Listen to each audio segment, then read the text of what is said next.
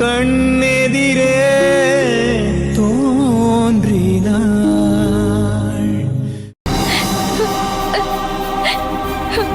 செத்தாலும் பரவாயில்ல, ஆனா அருணுக்கு கல்யாணம் பண்ணி வைக்க மாட்டேன்னு சொன்னதுக்கு அப்புறமும் நான் எதுக்கு உயிரோட இருக்கணும்? உங்களுக்கு என்னோட சந்தோஷத்தை விட குடும்ப கௌரவம், பணம் இது மட்டும்தான் முக்கியம் இல்ல?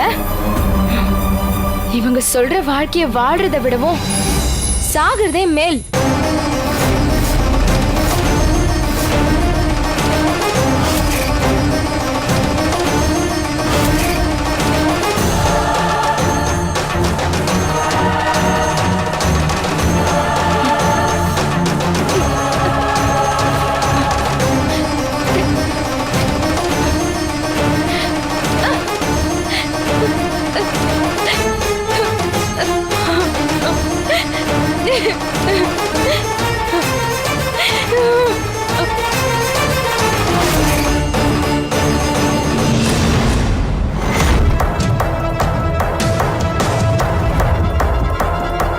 இந்துக்கு தெரியாம ரூம்குள்ள வந்தாச்சு.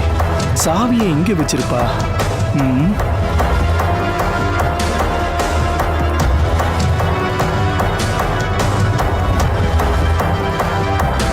ஏதாவது முக்கியமான பொருளா இருந்தா எப்படின்றால தான் வைப்பா. பாக்குறேன்.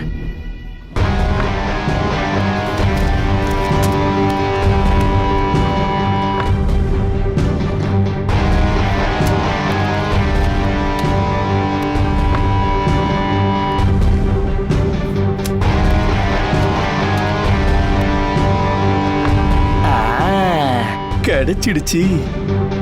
யாருக்கும் தெரியக்கூடாதுன்னு சாவிய ஃபைல் கடியில ஒளிச்சு வச்சிருக்கா. நாம யாரு?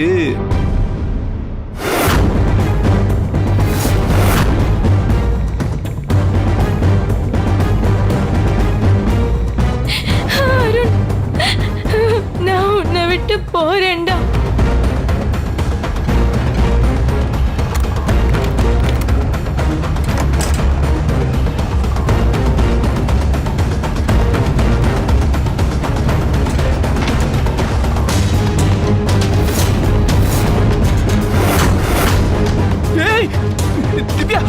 என்ன பண்ற? என்ன திவ்யா இது? இறங்கு. வா, இறங்கி வா. என்னமா பண்ற? நான் மட்டும் வராம இருந்தா என்ன ஆயிருக்கும்? ஏமா இப்படி பண்ண? எதுக்குமா இந்த முடிவு? அப்பா நான் இருக்கேன்ல. நீயும் இந்த அப்பா எதுக்குமே லாக் இல்லாதவனு முடிவு பண்ணிட்டியா? அதனாலதான் இப்படி ஒரு முடிவுக்கு வந்துட்டியா? நீ லவ் பண்றன்னு தெரிஞ்சப்பவே உங்க அம்மாவை மீறி என்னால எதுவும் பண்ண முடியலம்மா. ஆனா அதுக்கப்புறம் என் மனசு கேட்கவே இல்ல. மனசுல ஒருத்தரை நினைச்சுக்கிட்டு நிஜத்துல இன்னொருத்தரை கல்யாணம் பண்ணிக்கிட்டு வாழ்றது எவ்வளவு பெரிய கொடுமைன்னு எனக்கு நல்லா தெரியுமா. நமக்கு பிடிச்ச வாழ்க்கை கிடைக்கலனா அதுக்காக சாகணும்னு முடிவெடுக்க கூடாது. இறப்பு என்னைக்குமே தீர்வாகாதுமா. நமக்கு தேவையானது கிடைக்கிற வரைக்கும் நாம தாம போராடணும். திவ்யா, உனக்கு என்ன பிடிச்சிருக்கோ அத பண்ணு. இது உன்னோட வாழ்க்கை. அதை தீர்மானிக்கிற முடிவு பெத்தவங்க எங்க கையில இல்ல, உன் கையில தாமா இருக்கு. உனக்கு யார் கூட வாழ்ந்த சந்தோஷமோ அவங்க கூட நீ போய் வாழு. இந்த அப்பாவோட முழு சப்போர்ட் உனக்கு என்னைக்கும் இருக்குமா. இது பாரு, வீட்டுல எல்லாரும் கோயிலுக்கு போயிருக்காங்க. அவங்க திரும்ப வர 2 மணி நேரம் ஆகும். இதான் நமக்கு சரியான நேரம். நீங்க இருந்து உடனே கிளம்பு. எது வந்தாலும் உன் அப்பா நான் பாத்துக்கிறேன். ஆமா, எங்க போற? என்னோட ஃப்ரெண்ட் பூனேல இருக்கான். நான் அவளோட வீட்டுக்கு போயிடுறேன்பா. இந்த கல்யாணம் நின்னதுக்கு அப்புறம் நான் திரும்ப வந்துடுறேன். அவ்வளவு தூரம் எதுக்குமா? இங்கே மவுண்ட் ரோட்ல ஏதாவது ஹோட்டல்ல தங்கிக்கோமா. இந்த கல்யாணத்தை நிறுத்திட்டு நான் உனக்கு தகவல் சொல்றேமா. அதுக்கப்புறம் நீங்க வா. நான் ருத்ரா கிட்ட பேசி உன் கல்யாணத்தை நான் நடத்தி வைக்கிறேன். யார் வந்தாலும் சரி, உனக்கு பிடிச்ச வாழ்க்கைய உன் அப்பா நான் அமைச்சு வைப்பேமா. அப்பாவை நம்புமா. திவ்யா, நான் வாழ்க்கையில எவ்வளவு அசிங்கப்பட்டாலும் சாகணுன்ற முடிவு எடுத்தது இல்லம்மா. என்ன நிரூபிக்க நான் ட்ரை பண்ணிக்கிட்டே இருப்பேன். அதே மாதிரி நீயும் இருக்கணும். திரும்பி இன்னொரு தடவை இந்த மாதிரி முட்டாள்தனமான முடிவெல்லாம் எடுக்காதமா. அப்பா சொல்றத கேப்பியாமா? நீயும் எல்லார் மாதிரியும் என்ன காமெடி பீஸாவே பாத்துக்கிட்டு இருக்கியா? எனக்கும் ஒரு மனசு இருக்குமா. எனக்கு உலகமே என் பிள்ளைங்க தான். உங்க சந்தோஷத்தை தாண்டி எனக்கு வேற எதுவுமே இல்லம்மா. உனக்காக நான் என்ன வேணாலும் பண்ணுவேன். எங்க போனாலும் சரி, நீ சந்தோஷமா இருக்கணும். இந்த அப்பாவுக்கு அது போதும். சரிம்மா, கிளம்புமா. டைம் ஆயிட்டு இருக்கு. அவங்க வந்துட போறாங்க. நீ சீக்கிரம் போ. போ. சரிப்பா.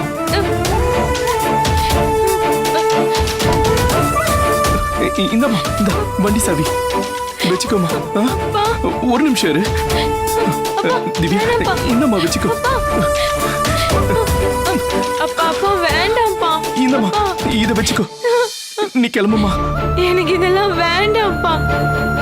நீங்க என் கூட இருக்க நம்பிக்கை போதும். அழகம்மா. அப்பா என்னைக்கு உன் கூடவே இருப்பேன். நீ தைரியமா இரு. நான் இருக்கேன். போமா.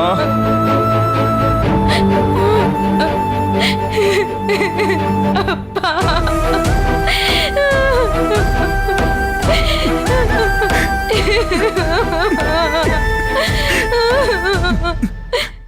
அழகு, இங்க பாரு. அப்பா நான் இருக்கேன். ஓகே, நீங்க இருக்கிற மாதிரியே நான் மெயின்டைன் பண்ணிக்கிறேன். எது வந்தாலும் நான் பாத்துக்கிறேன்.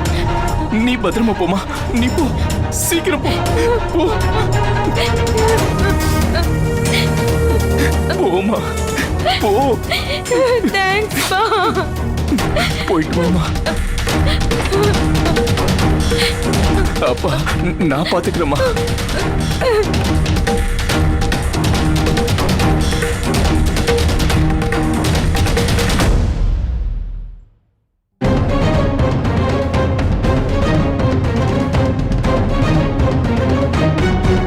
திவ்யா, எங்க இருந்தாலும் நல்லா இருமா.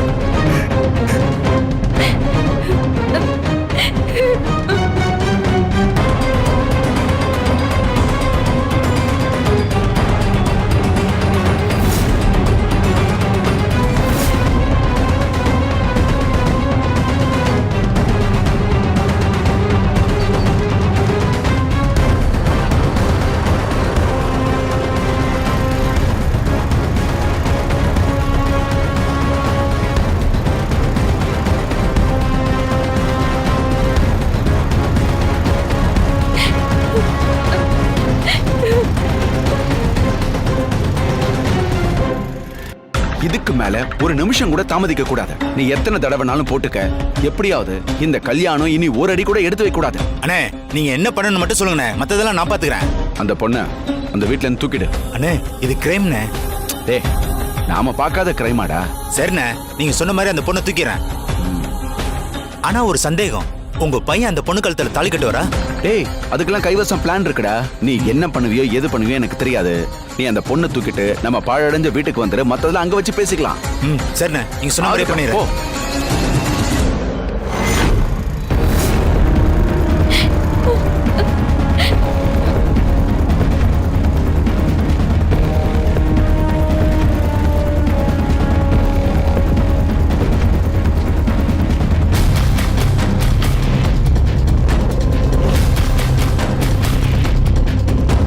என்னப்பா இங்க நிப்பாட்டிட்ட? பா, இந்த ஆபீஸ்ல போய் ஃபைல் வாங்கிட்டு வரணும். நான் போய் வாங்கிட்டு வந்துடுறேன். சரிப்போ.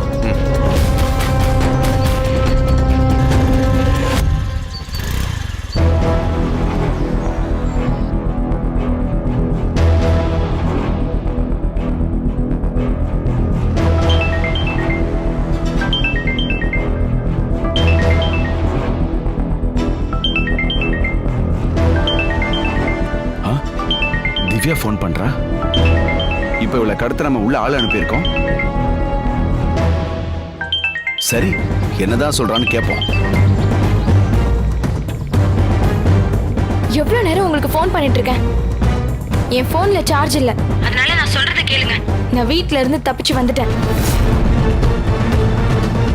என் அப்பா கிட்ட ஹாஸ்டலுக்கு போறேன்னு போய் சொல்லிட்டு வந்திருக்கேன். ஆனா நான் உண்மையா அங்க போகல. லைட் ஹவுஸ்க்கு தான் போறேன்.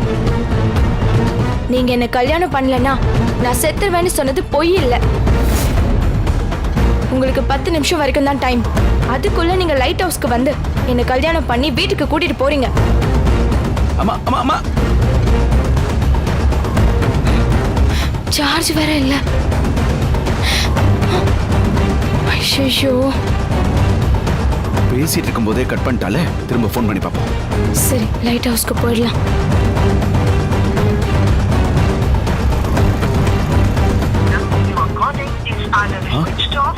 ஐயோ, இந்த நம்பர் வேற சுவிட்ச் ஆஃபா இருக்கு.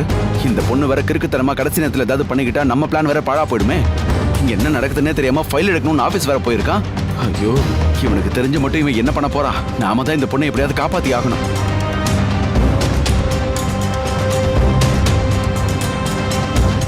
ஐயோ, சங்கரை வர வீட்டுக்கு அனுப்பி வச்சிருக்கோமே. ஃபோன் பண்ணி எங்க இருக்கான்னு கேட்போம்.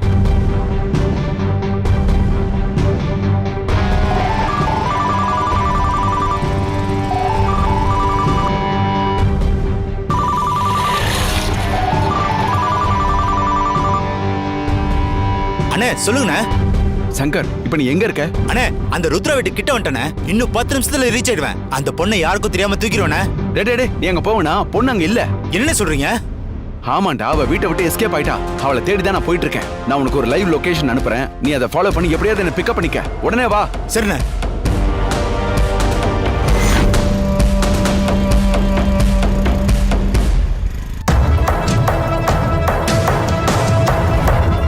திவ்யா இந்நேரம் நம்ம சொன்ன ஹாஸ்டலுக்கு போயிருப்பாளா? ஃபோன் பண்ணி பார்க்கலாம்.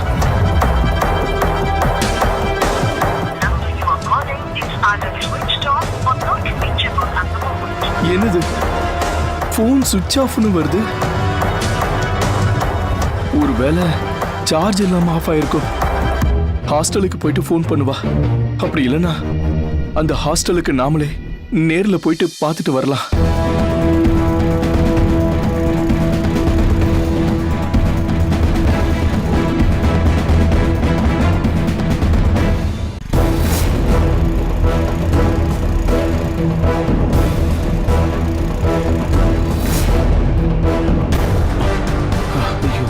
இந்த பொண்ணை இப்ப நான் எங்கன்னு போய் தேடுவேன்? அண்ணே வாங்கண்ணே. இருக்கு. வா. சீக்கிரம் போ.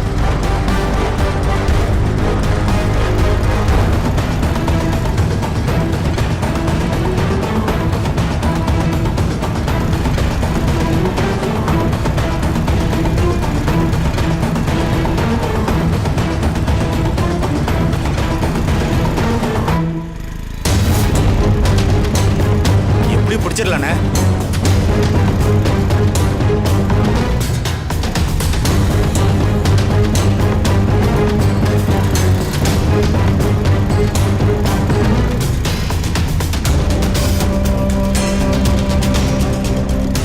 அருண், அருண், அருண், அருண், அருண்.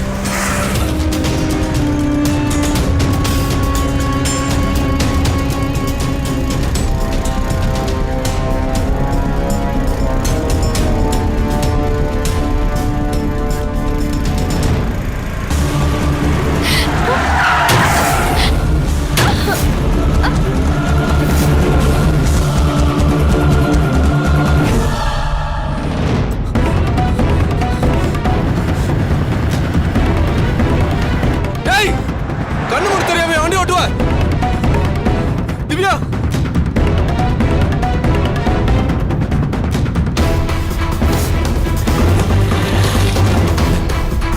திவ்யா,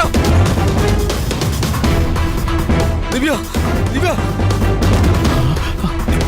ஏய், இரு. ஐயோ திவ்யா, என்னாச்சு திவ்யா? ஐயோ, திவ்யா, என்னாச்சு சார்? திவ்யா, இங்க பாரு சார், கண்ணு மூடி பாரு திவ்யா. திவ்யா, சீக்கிரம் ஆஸ்பத்திரி கொண்டு போகணும். யாராவது ஆம்புலன்ஸ் கால் பண்ணுங்களேன். திவ்யா, ஐயோ பாத்து. திவ்யாவுக்கு என்னாச்சுன்னு தெரியலையே. என்னாச்சு திவ்யா? திவ்யா, சார், இங்க காளிமன் கோயில் பக்கத்துல ஆக்சிடென்ட் ஆயிடுச்சு சார். திவ்யா, திவ்யா, பயப்படாதீங்கண்ணே. திவ்யா, சீக்கிரம் ஹாஸ்பிடல் கொண்டு பாரு திவ்யா. போயிடலாம். சத்தம் பாரு திவ்யா. பாத்து. கொடுங்க. தண்ணி. தண்ணி குடி. திவ்யா,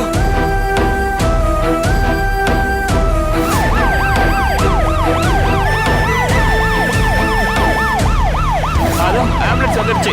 அண்ணா அப்படி பிடிக்கணும். சீக்கிரம் வாங்க. திவ்யா, சார், பிடிங்க. திவ்யா, சீக்கிரம் வாங்கண்ணா. சீக்கிரம் வா. சார், பாத்து.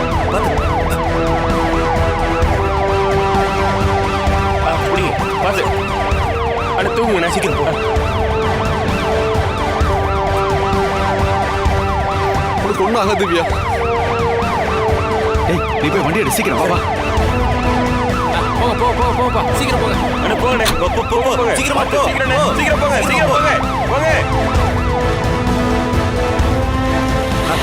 சீக்கிரம் போ போ போ.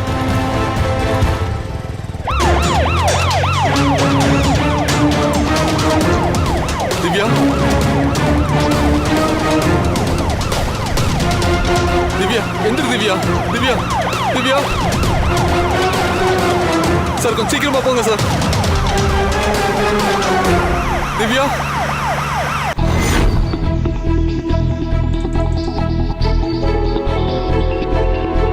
நலுங்கு முடிஞ்ச கையோட கோயிலுக்கு போய் அர்ச்சனை பண்ணிட்டு வந்தா நல்லதுன்னு ஆதிராவும் நாம எல்லாரும் போனோம். ஆனா நாம வாங்கிட்டு போன அர்ச்சனை தேங்காய் அழுகி போயிடுச்சு. அப்படி தேங்காய் அழுகி போறது கெட்டதா மம்மி? ஆமா ஆகாஷ், தெய்வத்துக்கு ரொம்ப முக்கியமா இருக்கிற அர்ச்சனை பொருளான தேங்காய் அப்படி அழுகி இருக்க கூடாது. அத நினைச்சுதான் என் மனசெல்லாம் படபடப்பா இருக்கு ருத்ரா. எல்லாம் சரியா நடந்துட்டு இருக்கும்போது கடைசியில இந்த மாதிரி ஆயிடுச்சே.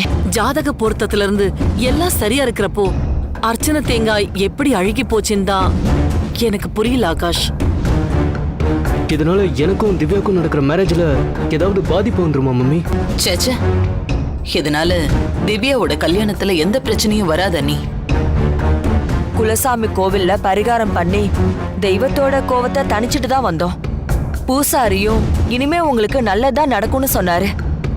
அப்படிதான் நடந்துட்டு இருக்குன்னு நாமளும் சந்தோஷப்பட்டுட்டு இருந்தோம். ஆனா அதுலயும் ஒரு கரும்புலி மாதிரி தேங்காய் இப்படி அழுகி போச்சே. அதுதான் என் மனசுக்கு ரொம்ப நெருடலாவே இருக்கு. நம்ம என்னதான் பூஜை புனஸ்காரம் பண்ணாலும் நம்மள அறியாம தெய்வத்துக்கு ஏதாவது குறை வச்சிரும். அத தெய்வம் இப்படியான வழியில தான் நமக்கு தெரியப்படுத்தும். நடந்த சம்பவம் மனசுக்கு நெருடலா இருந்தாலும் அதுக்கான பரிகாரம் என்னன்னு தெரிஞ்சுக்கிட்டு அதை பண்ணிட்டா எல்லாமே சரியாயிடும். என்ன பரிகாரம்னு நாம எப்படி தெரிஞ்சுக்க முடியும் மம்மி? விஷயத்த சொல்லி நம்ம ஜோசியர்கிட்ட தான் கேட்கணும். இதுக்கான பரிகாரம் என்னன்னு எனக்கு தெரியுமா? என்ன பரிகாரம் சக்தி? ஒரு படி பச்சரிசியோட புது புடவையும் அதுல மஞ்சள் குங்குமம் வச்சு ஒரு மஞ்சள் துணியில முடிஞ்சு 7 சுமங்கலிங்களுக்கு கொடுத்தா அதுவே தேங்காய் அழுகுனதுக்கு பரிகாரமா இருக்கும்னு சொல்லுவாங்கம்மா. எங்க பாட்டி ஊர்ல இருந்தப்ப இந்த மாதிரி பரிகாரம் பண்றத நான் பாத்திருக்கேம்மா. அதுக்கப்புறம் கல்யாணமும் எந்த தடங்களும் இல்லாம நடந்துரும். இப்படி ஆயிடுச்சே, என்ன நடக்குமோ ஏது நடக்குமோன்னு பரிதவிப்போடு இருந்த நேரத்துல அதுக்கு ஒரு நல்ல பரிகாரத்தை நீ சொல்லியிருக்க. நீ சொல்ற மாதிரியே பண்ணிடலாம். இப்படி ஒரு பரிகாரம் இருக்குன்னு நீங்க சொன்னதுக்கு அப்புறம் தான் மம்மி என் மனசுக்கு கொஞ்சம் நிம்மதியா இருக்கு. உனக்கும் திவ்யாவுக்கும் கல்யாணம் நடக்கணுன்றதுக்காக உன் மம்மி இப்படி எவ்ளோ பெரிய பரிகாரம் பண்ணியும் தேங்காய் அழுகுன தோஷத்தை நிவர்த்தி பண்ணிடுவேன். நீ கவலைப்படாம கூலாயிரு. ஓகே மம்மி, எனக்கு கொஞ்சம் இப்பதான் நிம்மதியா இருக்கு.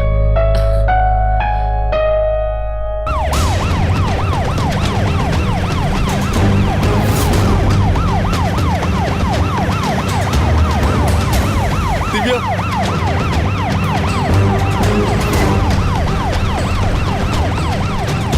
அண்ணே இறங்குண்ணே.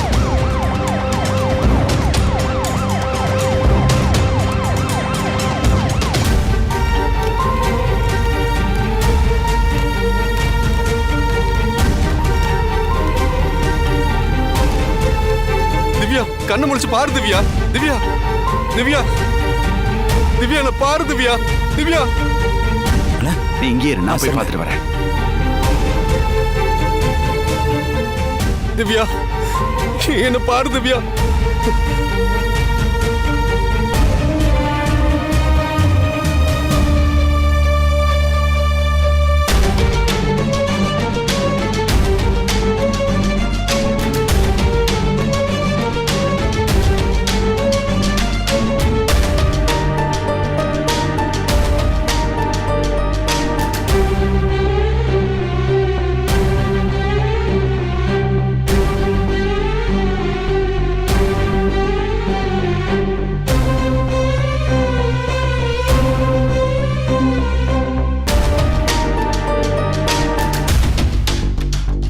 மருமகளோட கண்டிஷன் என்னன்னு தெரியலையே.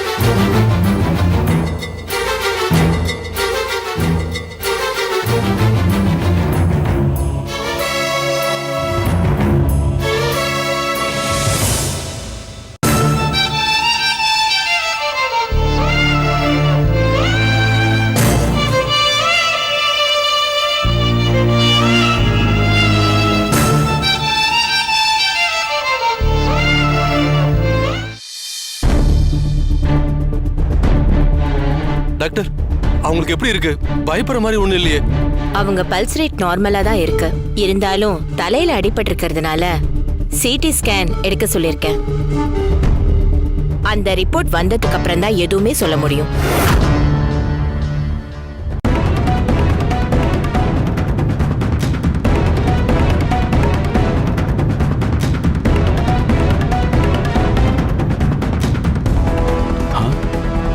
பல்ஸ் நார்மலா இருக்கா? அப்ப பயப்படுற மாதிரி இருக்காது. நம்மளோட அடுத்த கட்ட பிளானை ஒர்க் அவுட் பண்ண வேண்டியதான்.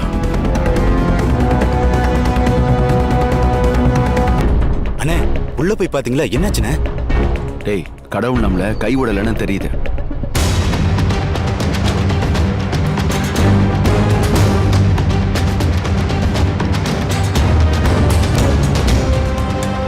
நீ இப்ப உடனே என்ன பண்ற? அந்த மூர்த்திக்கு டாக்டர் வேஷம் போட்டு உடனே கூட்டிட்டு வா. சரிண்ணே, போய் கூட்டு வரேன்.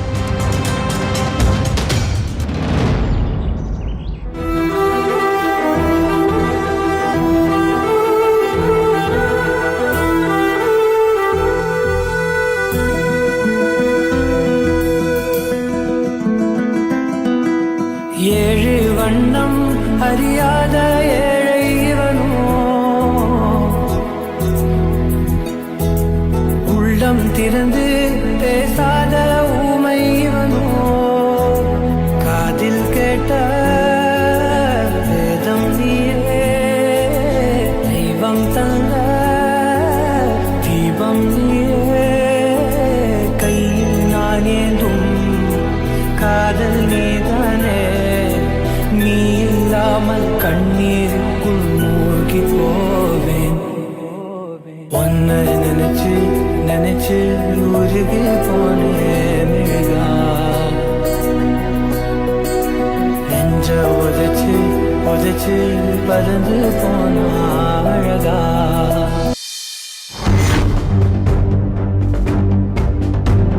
மூர்த்தி, நீ இத பண்ணியே ஆகணும்.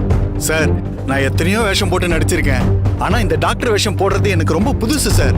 அதுவும் இல்லாம இவ்வளவு பெரிய ஹாஸ்பிட்டல்ல நீங்க சொல்ற மாதிரி நடிச்சா எங்க மாட்டி போனோம்னு பயமா இருக்கு சார். யோ, சின்ன ஹாஸ்பிட்டல்ல நடிச்சாதான் ஏன் மாட்டிப்ப? இந்த மாதிரி பெரிய ஹாஸ்பிட்டல்ல நடிக்கிறப்போ ஏகப்பட்ட டாக்டர்ஸ் இருப்பாங்க. நிறைய டாக்டர்ஸ் இங்கே அங்கேயும் சுத்திக்கிட்டு இருப்பாங்க. ஆபரேஷன் அது இதுன்னு சொல்லிட்டு வெளியில இருந்து ஸ்பெஷல் டாக்டர்ஸையும் வர வைப்பாங்க. ஒன்ன பார்த்தாலும் அந்த மாதிரி தான் இருக்கு. நீ தைரியமா நடியா. நீ டிராமால முக்கி நடிச்சாலும் உனக்கு 500 ரூபா கூட கிடைக்காது. ஆனா உனக்கு நான் 25,000 ரூபாய் சொலையா கொடுக்குறேன். தைரியமா நடிச்சிட்டு பணத்தை வாங்கிட்டு போயிட்டே இரு. அதெல்லாம் சரிதான் சார். நீங்க சொல்ற மாதிரி நான் பேஷண்ட் வார்டுக்குள்ள போறப்ப அங்க நர்ஸ் இருந்தா என்ன கண்டுபிடிச்சிருவாங்களே. நீ ஏன் நர்ஸ் இருக்கிறப்ப போற?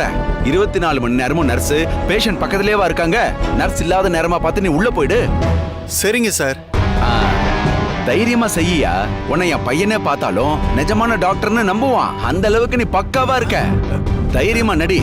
சரிங்க சார். அப்பாடா, இவனை ஒரு வழியா சமாதானப்படுத்தி நடிக்க வைக்கிறதுக்கு சம்மதிக்க வச்சாச்சு. இனிமே நம்ம ஆட்டம் தான். வணக்கம் டாக்டர். வணக்கம்.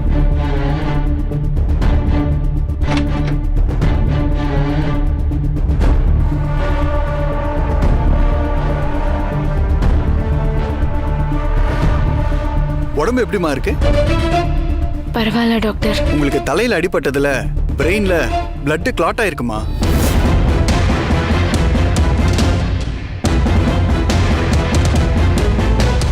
என்னன்னு அந்த பொண்ணை கடத்தி வச்சு கல்யாணம் பண்ணணும்னு பிளான் பண்ணீங்க. இப்ப எதிர்பாராத விதமா ஆக்சிடென்ட் ஆகி அந்த பொண்ணு ஹாஸ்பிட்டல்ல இருக்கு. இப்ப போய் போலி டாக்டர் ரெடி பண்ணி அனுப்பியிருக்கீங்க. அப்ப என்னதானே உங்க பிளானு? சங்கர், முதல்ல திவ்யாவை கடத்தி வச்சு கல்யாணத்தை நிறுத்துறதுங்கிறது பிளான் ஏ. இப்ப அது முடியாது. அதனால பிளான் பி ஒர்க் அவுட் பண்ண ஆரம்பிச்சிட்டேன். என்னது பிளான் பி? ஐயோ, சீதாவுக்கு ஃபோன் பண்ணி போனை சுவிட்ச் ஆஃப் பண்ண சொல்லணும். சரி.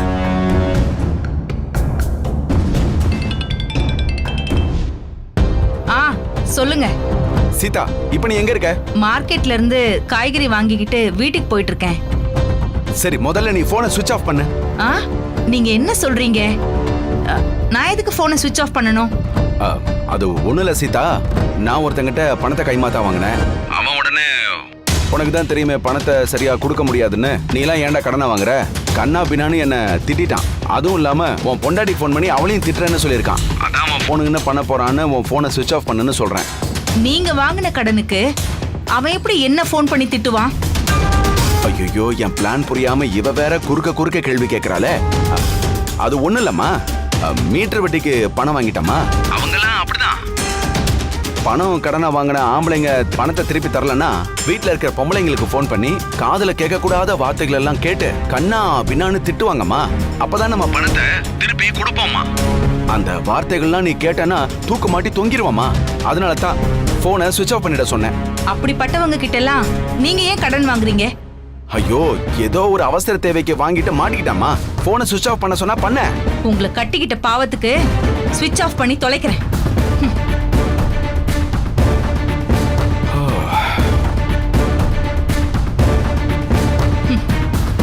இந்த மனுஷனை என்ன பண்றது?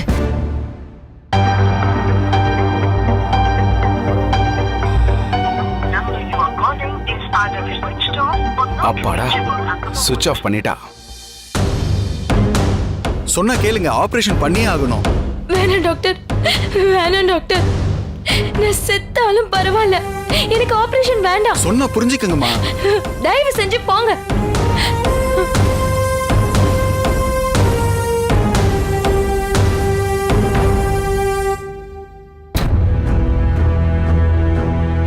டாக்டர், சொல்லுங்க. முன்னாடி ஒரு லேடி டாக்டர் தான் திவ்யாவை செக் பண்ணாங்க. அவங்க எங்க? அவங்க இன்னொரு பேஷண்ட் அட்டென்ட் பண்ணிட்டு இருக்காங்க. நாங்க 2 பேருமே நியூரோ ஸ்பெஷலிஸ்ட்ங்கிறதுனால இந்த பேஷண்டோட சிடி ஸ்கேன் ரிப்போர்ட்டை கொடுத்து என்ன வந்து அட்டென்ட் பண்ண சொன்னாங்க. அதனால தான் நான் வந்தேன். ஆக்சுவலா ஒரு டாக்டரை நீங்க டவுட் படக்கூடாது. சாரி டாக்டர், உங்க மேல எனக்கு டவுட்லாம் இல்ல, சும்மா தெரிஞ்சுக்க தான் கேட்டேன். தயவு செஞ்சு தப்பா எடுத்துக்காதீங்க. It's okay, no problem. அவங்க சிடி ஸ்கேன் ரிப்போர்ட்டை பார்த்தனீங்களே, அவங்களுக்கு பயப்படுற மாதிரி ஒன்றும் இல்லையா doctor? I am sorry. As a டாக்டரா ஒரு உண்மையை சொல்லி ஆகணும். அவங்களுக்கு தலையில அடிபட்டதுனால பிரெயினுக்கு போற நரம்புல பிளட் கிளாட் ஆயிருக்கு சார். அதை உடனே ஆபரேட் பண்ணி ரிமூவ் பண்ணலன்னா அவங்களை காப்பாத்துறது கஷ்டம். டாக்டர், அப்படின்னா அவங்களுக்கு உடனே ஆபரேஷன் பண்ணுங்க. நான் அவங்க வீட்டுக்கு இன்ஃபார்ம் பண்ணிடுறேன். பணத்தை பத்தி நீங்க கவலையப்படாதீங்க. எவ்வளவு நாள் அவங்க ஃபேமிலியில கொடுப்பாங்க. டாக்டர், அவங்க உயிர் தான் முக்கியம். டாக்டர், உடனே ஆபரேஷனுக்கான ஏற்பாடு பண்ணுங்க ப்ளீஸ் டாக்டர். அது பிரச்சனை இல்லைங்க. ஆபரேஷனுக்கு பேஷண்ட் கோஆபரேஷன் ரொம்ப முக்கியம். நான் உள்ள இவ்வளவு நேரமும் இத பத்தி தான் பேசினேன். ஆபரேஷன் வேணான்னு ரொம்ப பிடிவாதமா சொல்றாங்க. நான் எவ்வளவு எடுத்து சொல்லியும் அவங்க கேட்கவே மாட்டாங்க. இன்னும் அரை மணி நேரத்துல அவங்களுக்கு ஆபரேஷன் பண்ணலனா உயிருக்கு ஆபத்தா முடிஞ்சிடும்.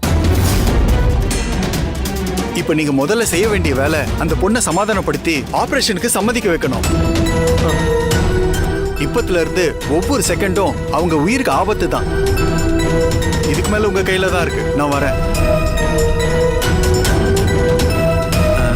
அப்பாடா.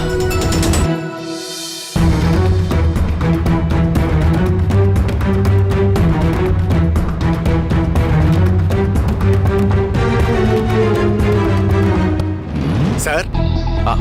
மூர்த்தி, என்னாச்சு சார்? நீங்க சொன்ன மாதிரியே பக்காவா நடிச்சிட்டு உங்க பையனை நல்ல பிரெயின் வாஷ் பண்ணிட்டு வந்துட்டேன் சார். அந்த பொண்ணு உயிருக்கு ஆபத்துனதும் அப்படியே துடிச்சு போயிட்டார் சார். துடிக்கணும்ல, அதுக்காக தானே இந்த ஏற்பாடுலாம் பண்ணிருக்கோம். ஆமா, என் மருமக திவ்யா என்ன சொன்னா? அந்த பொண்ணும் என்ன உண்மையான டாக்டர்னு நம்பிச்சு சார். ஆபரேஷன் பண்ணாதான் உன்னை காப்பாத்த முடியும்னு நான் சொன்னதுக்கு நான் நினைச்ச வாழ்க்கையே எனக்கு கிடைக்கல. நான் யாருக்காக உயிர் வாழணும், எனக்கு ஆபரேஷனே தேவையில்லைன்னு பிடிவாதமா சொல்லிட்டாங்க. ரொம்ப நன்றி மூர்த்தி, நான் சொன்னபடியே நடிச்சு கொடுத்துட்டேன். நான் சொன்னபடியே பணத்தை கொடுத்துட்றேன். நான் சொன்ன அமௌண்ட். Thank you sir. அப்புறம் நான் சொல்றது கேளு. இனி ஒரு நிமிஷம் கூட இந்த இடத்துல நீ இருக்கக்கூடாது. உடனே கிளம்பு கிளம்பு கிளம்பு. போ வரேன் சார். வரேங்க.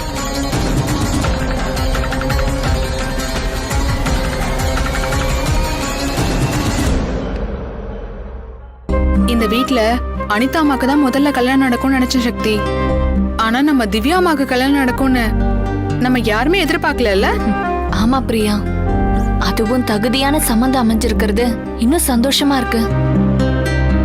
ஆதிரா மேடமும் அவங்க பையனும் திவ்யாவை ரொம்ப நல்ல விதமா பாத்துப்பாங்க. அந்த அளவுக்கு அவங்களுக்கு திவ்யாவை பிடிச்சு போச்சு. மாமியாரோட உயிரை காப்பாத்தின மருமகள அப்படின்னா அவங்கள தேவதை மாதிரி தானே பாத்துக்கணும். அந்த அளவுக்கு ஆதிரா மேடம் திவ்யா அம்மாக்கு நன்றி கடன் பட்டிருக்காங்க.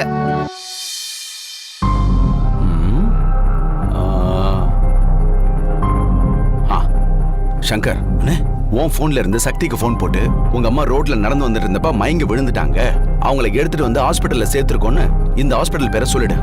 ஐயோ அண்ணே, நீங்க பண்றது ஒண்ணுமே எனக்கு புரிய மாட்டுது. இப்பதான் கொஞ்ச நேரத்துக்கு முன்னாடி உங்க ஒய்ஃபுக்கு ஃபோன் பண்ணி போனை சுவிட்ச் ஆஃப் பண்ண சொன்னீங்க. இப்போ என்னடா சக்திக்கு ஃபோன் பண்ணி இந்த ஹாஸ்பிட்டலுக்கு வர சொல்றீங்க? நீங்க என்னென்ன பண்றீங்க? எனக்கு ஒண்ணுமே புரியலண்ணே. பார், நீ என் கூட இருக்க, நான் என்ன சொல்றேனோ அதை மட்டும் நீ பண்ண. ஏன் எதுக்குன்னு கேள்வி கேட்க கூடாது. நான் எல்லாத்தையும் ஒரு பிளானோட தான் பண்ணுவேன். புரியுதா? புரியுது. போனை போடு.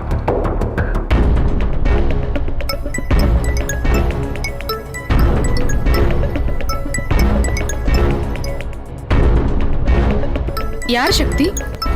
தெரியல, ஏதோ புது நம்பரா இருக்கு. ஹலோ ஹலோ, உங்க பேர் சக்தி தானம்மா? ஆமாங்க, நீங்க யாரு? நான் இங்க தள்ளு வண்டியில காய்கறி விக்கிறோம்மா. உங்க அம்மா என்கிட்ட பொருளை வாங்கிக்கிட்டு வீட்டுக்கு நடந்து போகும்போது மயக்க போட்டு கீழே விழுந்துட்டாங்கம்மா. என்னென்ன சொல்றீங்க? ஆமாம்மா, முகத்துல தண்ணியெல்லாம் தெளிச்சு பார்த்தேன், அவங்க எந்திரிக்கவே இல்லை. எனக்கு என்ன பண்றதுனே தெரியல.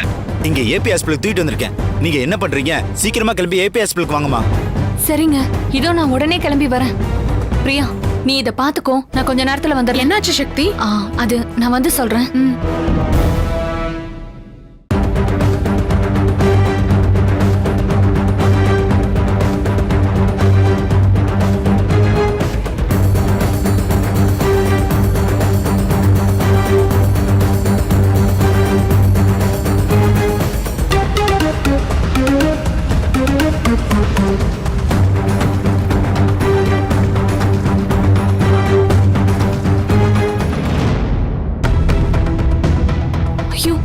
அம்மாக்கு எப்படி இருக்குன்னு தெரியலையே. நமக்கு போன் பண்ணி தகவல் சொன்னவர்கிட்டே கேட்போம்.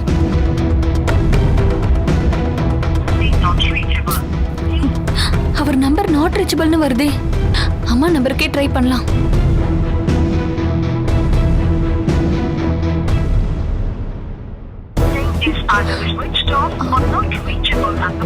என்ன, அம்மா நம்பர் ஸ்விட்ச் ஆஃப்னு வருது?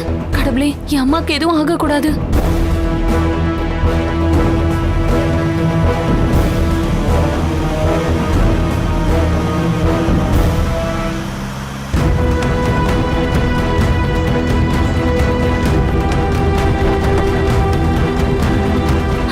AB hospital போங்கண்ணே.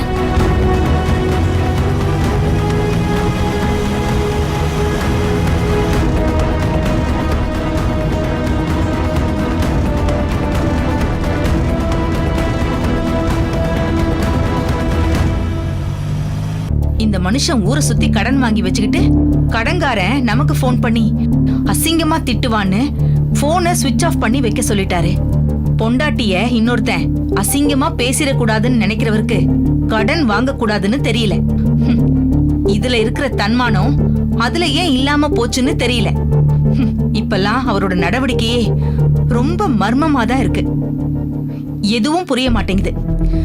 சக்திக்கு போன் பண்ணி அங்க வீட்ல கல்யாண வேலையெல்லாம் எப்படி நடந்துட்டு இருக்குன்னு விசாரிக்கலான்னு பார்த்தாலும் இப்ப முடியாது.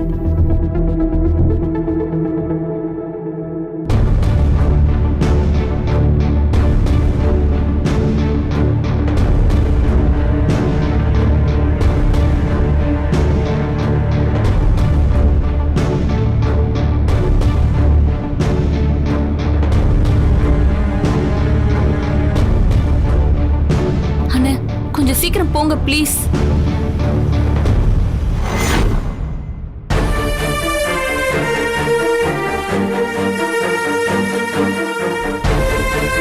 திவ்யா,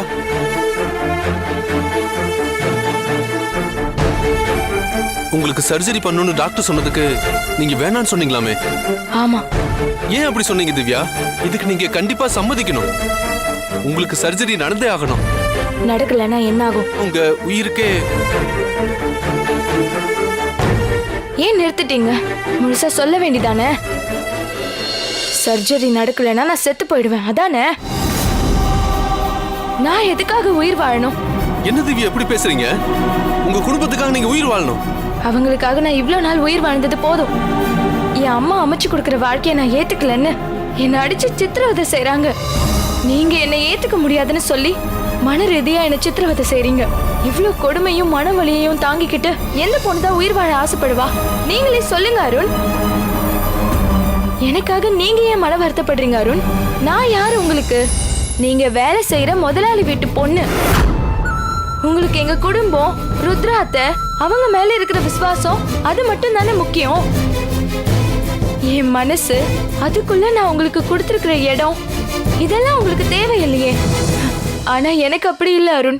உங்களை எனக்கு ஏன் பிடிச்சது, எதுக்காக பிடிச்சது எதுவுமே தெரியாது. ஆனா பிடிச்சு போச்சு. நீங்க எனக்கு நம்பிக்கையான வாழ்க்கை துணையா இருப்பீங்கன்னு முடிவு பண்ணேன். அதனாலதான் நான் உங்களை சின்சியரா லவ் பண்ணேன். ஆனா நீங்க அதை புரிஞ்சுக்கவே இல்லையே. ஒருத்தரை என் மனசுல இருந்து இந்த அளவுக்கு தீவிரமா லவ் பண்ணிட்டு அவர் எனக்கு கிடைக்கலங்கிறதுக்காக இன்னொரு வாழ்க்கையை ஏத்துக்கிட்டு போய் என்னால எப்படி அருண் வாழ முடியும்?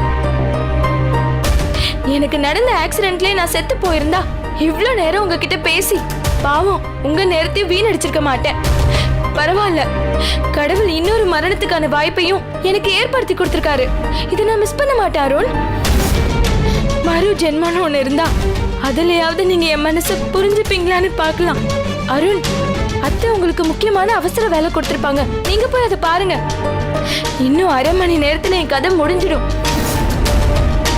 நான் இறந்துட்டேங்கிற விஷயம் தெரிஞ்சா எனக்காக ஒரு சொட்டு கண்ணீர் விட மாட்டீங்க?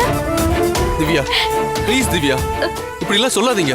உங்க குடும்பத்துக்கு நீங்க உயிரோட வேணும். உங்களை கெஞ்சி கேக்குறேன். இந்த சர்ஜரிக்கு நீங்க ஒத்துக்கிட்டு தான் ஆகணும். திவ்யா, எனக்காக ப்ளீஸ் ப்ளீஸ் திவ்யா. நானே உங்களுக்கு தேவையில்லாதப்போ நீங்க சொல்றத நான் ஏன் கேட்கணும் அருண்? இப்போ உங்களுக்காக நான் என்ன பண்ணா இந்த ஆபரேஷனுக்கு நீங்க ஒத்துப்பீங்க? நீங்க என்ன சொன்னாலும் அதை ஏத்துக்க நான் தயாரா இருக்கேன். சொல்லுங்க திவ்யா.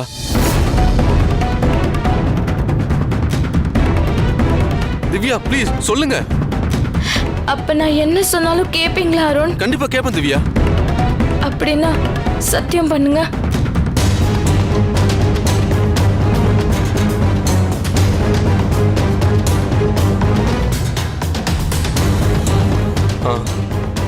நீங்க என்ன சொன்னாலும் அதை நான் கண்டிப்பா கேட்பேன்.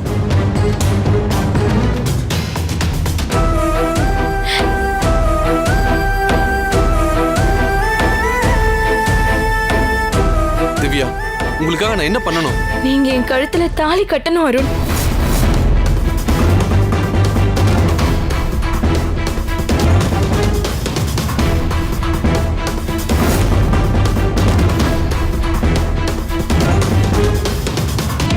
என்ன சொல்றீங்க திவ்யா? நான் உங்களுக்கு தாலி கட்டுமா? ஆமா, எனக்கு நடக்க போற ஆபரேஷன்ல நான் பொழைப்பனா இல்ல சாவனான்னு எனக்கு தெரியாது. 50-50 சான்ஸ் இருக்குன்னு தான் டாக்டரும் சொன்னாரு. நான் பொழைச்சிட்டேன்னா உங்க ஒய்ஃபா உங்க கூட வந்து சந்தோஷமா வாழ்றேன். அப்படி இல்லைன்னா நீங்க கட்டின தாலியவே நான் பெருமையா நினைச்சு சந்தோஷமா சாகுறேன். இதான் என்னோட ஆசை. இதை நிறைவேற்றி வைப்பீங்களா அருண்? என்ன அருண், நான் என்ன சொன்னாலும் கேட்பேன்னு சொன்னீங்க. எனக்கு தாலி கட்டணும்னு சொன்னதும் மூச்சு பேச்சு இல்லாம அப்படியே நிக்கிறீங்க. திவ்யா, அது வந்து போதும். உங்க மனநிலை என்னன்னு எனக்கு நல்லா புரிஞ்சிடுச்சு. நீங்க எனக்கு பண்ணி கொடுத்த சத்தியத்தை விடவும் உங்களுக்கு எங்க குடும்பத்து மேல இருக்க விசுவாசம் தான் இந்த நேரத்திலயும் பெருசா தெரியுது. நான் வாழ்ந்தா உங்களுக்காக தான் வாழணும் அருண். இல்ல, எனக்கு உயிர் மேல ஆசையே இல்ல.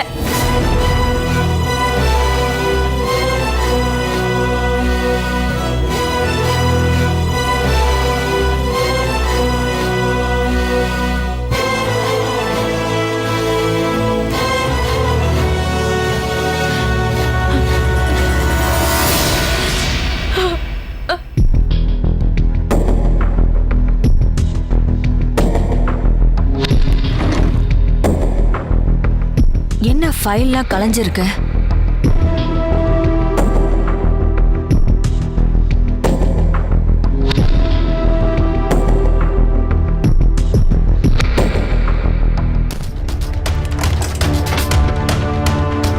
திவ்யா, திவ்யா, என்ன சத்தத்தையே காணோம்? ஒருவேளை பாத்ரூம்ல இருப்பாளோ? திவ்யா,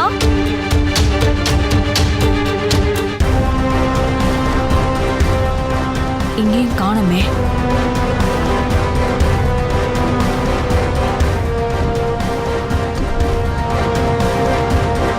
ஐயோ, இங்கேயும் ஆளை காணுமே. எங்க போயிருப்பா?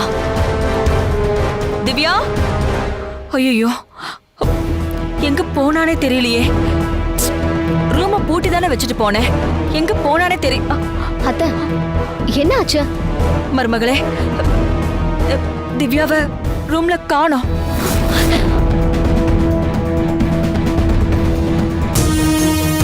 எங்க போனானே தெரியல. ஆனா நான் வரும்போது ரூம் கூட பூட்டி தான் இருந்துச்சு. பூட்டி இருந்த ரூம்ல இருந்து அவ எப்படி வெளியே போக முடியும்? அதான் எனக்கும் தெரியல மருமகளே. ஆனா எப்படியோ இங்க இருந்து அவ எஸ்கேப் ஆகி போயிருக்கா. இப்ப நான் என்னதான் பண்ணுவேன்? மாயமா வீட்டை விட்டு போயிருக்கா. இப்ப நான் என்ன பண்ணுவேன்? அவ தப்பிச்சு எவ்வளவு தூரம் தான் போக முடியும் அத்தை? இங்க பக்கத்துல எங்கேயாவது தான் இருப்பான். நான் என் ஆளுங்களை விட்டு தேட சொல்றேன். சீக்கிரம். Bus stand, railway station, auto stand, ஏர்போர்ட்னு எல்லா இடத்துலயும் ஆளுங்களை போய் தேட சொல்றேன். இதுல ஏதாவது ஒரு இடத்துல அவன் மாட்டிப்பான். நம்ம திவ்யாவை காணோங்கிற விஷயம் ஆதிராவுக்கு தெரிஞ்சா அவ்வளவுதான். இந்த கல்யாணமே நின்னு போயிடுமே. இந்த விஷயத்த நாம எதுக்கத்த ஆதிராக சொல்ல போறோம்? அவங்க திவ்யாவை பத்தி நம்ம கிட்ட ஏதாவது கேட்டா அவ இந்த ரூம்ல தான் இருக்கான்னு ஏதாவது ஒண்ணு சமாளிச்சா முடிஞ்சிச்சு. ஆனா எவ்வளவு நேரம் சமாளிக்க முடியும்? 5 மணி நேரம் சமாளிச்சா போதும் அத்தை. அதுக்குள்ள அவ எங்க இருந்தாலும் தேடி கண்டுபிடிச்சு கூட்டிட்டு வர்றது என்னோட பொறுப்பு. இதெல்லாம் சாத்தியமா அனிதா? என்ன நம்புங்க அத்தை, 5 மணி நேரத்துல திவ்யா உங்க கண்ணு முன்னாடி இருப்பா. அது வரைக்கும் இந்த விஷயம் உங்களையும் என்னையும் தவிர வேற யாருக்குமே தெரியக்கூடாது. புரியுதா அத்தை? சரி. நான் இப்பவே ஆளுங்களுக்கு ஃபோன் பண்ணி திவ்யா எங்க இருக்கான்னு தேட சொல்றேன். நீங்க தைரியமா இருங்க அத்தை.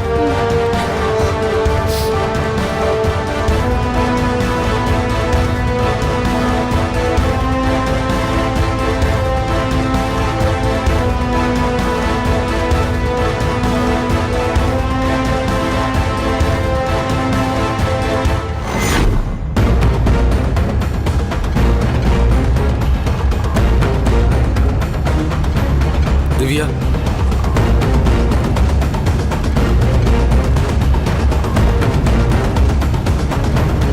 என்ன அருண், போனவர் அப்படியே போயிருவீங்கன்னு நினைச்சேன். திரும்பவும் வந்திருக்கீங்க. நான் உயிரோட இருக்கேன்னா இல்லையான்னு பார்க்க வந்தீங்களா?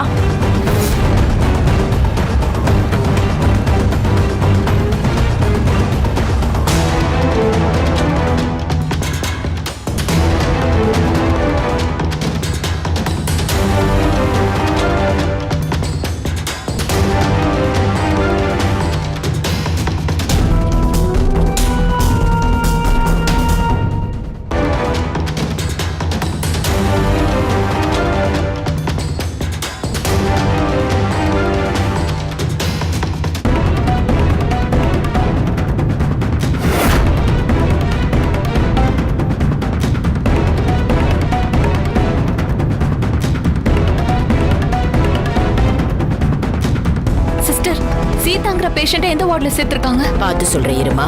கொஞ்சம் சீக்கிரம் பாருங்க. சங்கர், சொல்லுங்க. சக்தி வந்துட்டா. அவ ரிசப்ஷனுக்கு போய் சீதாவை பத்தி கேட்டாங்கன்னா யாரு என்ன எதுன்னு சொல்லிடுவாங்க. ஆனா நான் உங்ககிட்ட சொன்ன மாதிரி நீ அவகிட்ட போய் சொல்லி திவ்யா இருக்கிற ஐசியூ வார்டுக்கு போய் அவளை அனுப்பு. சரிண்ணே. உடனே போ. கொஞ்சம் சீக்கிரம் சொல்லுங்க மேடம். அந்த பேர்ல இங்க எந்த பேஷண்ட்டும் இல்லம்மா. கால் பண்ணி இந்த ஹாஸ்பிட்டல் தானே சொன்னாங்க. அம்மா, உன் பேர் தானே சக்தி? ஆமா.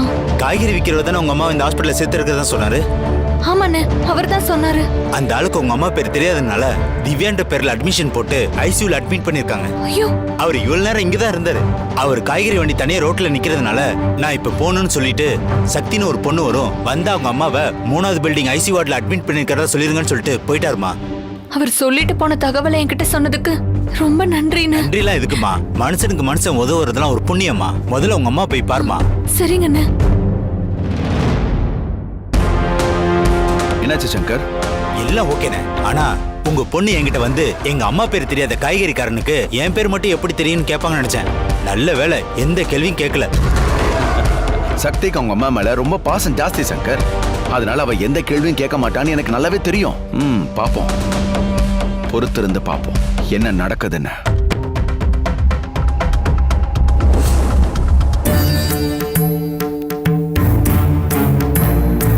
அம்மா, நான் ஏன் உன் முன்னாடி வந்து நிக்கிறேன்னு உனக்கே தெரியும். திவ்யாவை காப்பாத்தணும்னா அவ கழுத்துல நான் தாலி கட்டியே ஆகணும். அப்போதான் ஆபரேஷனுக்கு ஒத்துப்பேன்னு சொல்றா. அவ என் மேல உயிரியே வச்சிருக்காமா. என் குடும்பத்தையே வாழ வைக்கிற என் முதலாளி அம்மா விட்டு பொண்ண காதலிக்கிறது தப்புன்னு நான் விலகி போனாலும் அவளுக்கு என் மேல இருக்கிற காதல் மட்டும் மாறவே இல்லம்மா. நான் அவளுக்கு கிடைக்கணுங்கிறதுக்காக கல்யாணம் ஆக போற நேரத்துல வீட்டை விட்டு தப்பிச்சு வர்றப்பதான் இப்படி ஒரு ஆக்சிடென்ட் ஆகி உயிருக்கே ஆபத்தான நிலைமையில இருக்கா. இப்ப எனக்கு வேற எதுவும் முக்கியம் இல்ல. திவ்யா தான் முக்கியம். அவ உயிர் தான் முக்கியம். இப்ப உன்னை சாட்சியா வச்சு உன்கிட்ட இருந்து தாலி எடுத்துட்டு போய் அவ கழுத்துல கட்ட போறேன். அதுக்கப்புறம் திவ்யா எந்த மறுப்புமே சொல்லாம ஆபரேஷனுக்கு ஒத்துப்பா. நீதான் எனக்கு துணையா இருந்து அவளை எனக்கு காப்பாத்தி கொடுக்கணுமா.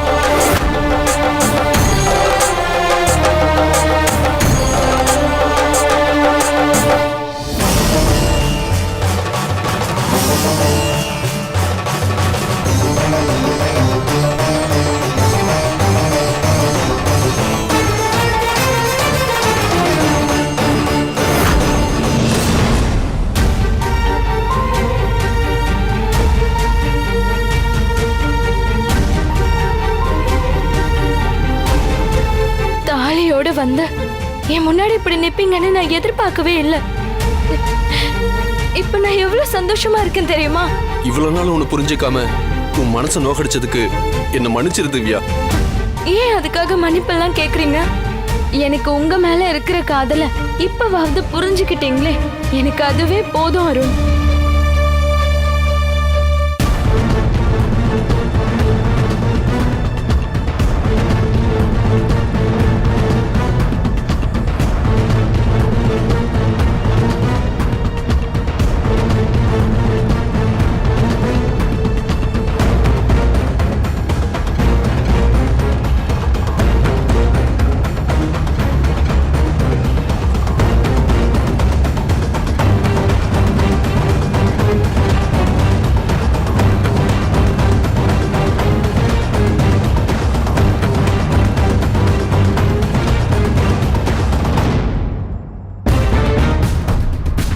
இது அம்மனோட தாலி திவ்யா.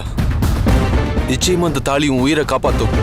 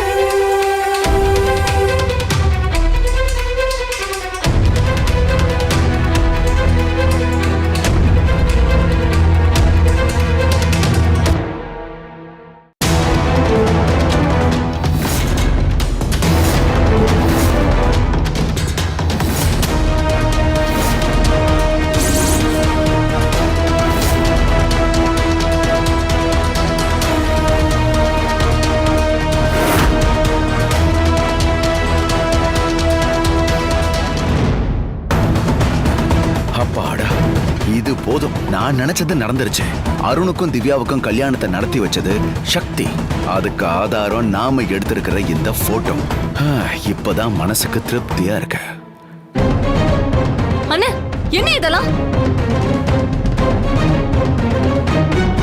அம்மா மயங்கி விழுந்து ஹாஸ்பிட்டல்ல சேர்த்திருக்கிறதா ஒருத்தர் எனக்கு கால் பண்ணாரு. அடிச்சு புடிச்சு இங்க வந்து பார்த்தா நீ திவ்யா கழுத்துல தாலி கட்டியிருக்க. என்ன காரியம் பண்ணிருக்க நீ? சக்தி, கோவப்படாம நான் சொல்றது கேளுமா. இதுக்கு மேல நீ சொல்றத கேக்குறதுக்கு என்ன இருக்கு? விடிஞ்சா இவங்களுக்கு கல்யாணம்.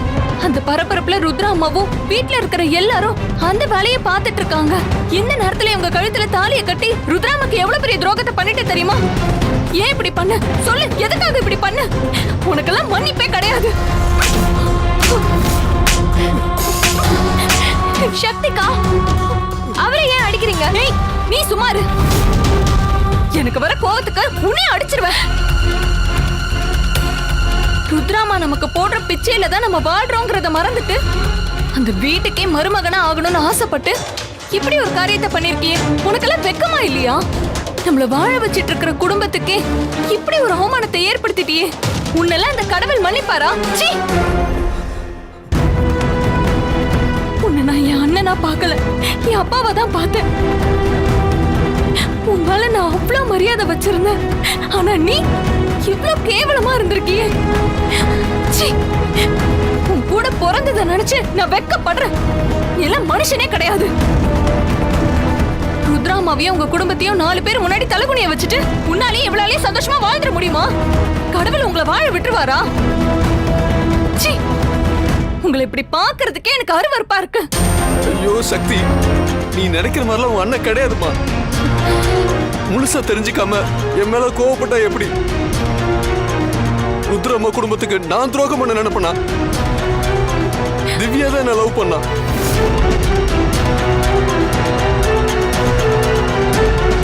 என்ன சொல்ற நீ? ஆமா சக்தி.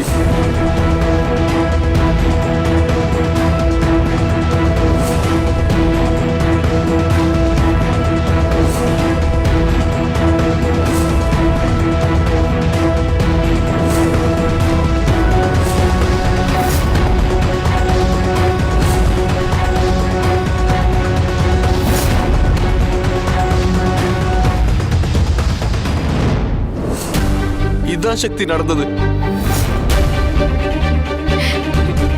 திவ்யா உயிரை காப்பாத்துறதுக்கு எனக்கு வேற வழி தெரியல சக்தி. இவ்வளவு விஷயம் நடந்திருக்கு. இதெல்லாம் ஏன் நீ என்கிட்ட முதல்லயே சொல்லல? இத உன் கவனத்துக்கு கொண்டு வராமலே திவ்யாவுக்கு புரிய வச்சலாம் நினைச்ச சக்தி. போன திவ்யா, நான் உன்கிட்ட ஃப்ரெண்ட் மாதிரி தானே பழகி இருக்க. நீ ஆச்சும் இந்த விஷயத்தை என்கிட்ட சொல்லிருக்கலாம்ல. அப்படி சொல்லியிருந்தா ருத்ராமா கிட்ட இது சம்பந்தமா நான் பேசி இருப்பேன். அவங்களும் இந்த விஷயத்துக்கு ஏதாவது ஒரு நல்ல முடிவு எடுத்திருப்பாங்க. யாருக்கும் தெரியாம இந்த விஷயத்தை நீங்க மறைச்சதுனால இப்போ இது எவ்வளவு பெரிய பிரச்சனை ஆக போகுது தெரியுமா? சக்திகா, நலங்கு ஃபங்க்ஷன் முடிஞ்சு நீங்க எனக்கு சாப்பாடு எடுத்துட்டு வரும்போதே நான் உங்ககிட்ட எல்லா விஷயத்தையும் சொல்லணும்னு தான் நினைச்சேன். ஆனா அதுக்குள்ள என் அம்மா வந்து உங்களை வெளியில போக சொல்லிட்டாங்க. சரி, அன்னைக்கு சொல்ல முடியல, அதுக்கப்புறம் என்கிட்ட தனியா வந்து சொல்லிருக்கலாம்ல. எங்கக்கா சொல்ல விட்டாங்க? எங்க அம்மா என்னை வீட்டுக்குள்ள பூட்டி கதவை சாத்திட்டு போயிட்டாங்க. அதுக்கப்புறம் எனக்கு என்ன பண்றதுன்னே தெரியல. இதுக்கு மேலேயும் வாழணுமான்னு யோசிச்சு நானே தூக்கு போட போயிட்டேன்க்கா. நல்ல வேலை என் அப்பா வந்து என்னை காப்பாத்திட்டாரு. அவருதான் எனக்கு பைக் சாவி, நகை, பணம் இதெல்லாம் கொடுத்து நீ ஆசைப்பட்டவனோடய வாழ்ந்துக்கோன்னு சொல்லி அனுப்பி வச்சாரு. அப்பதான் வெளியே வந்தேன். ருத்ராமாக்கு இந்த விஷயத்தை நான் எப்படி சொல்லி புரிய வைக்க போறேனே தெரியல.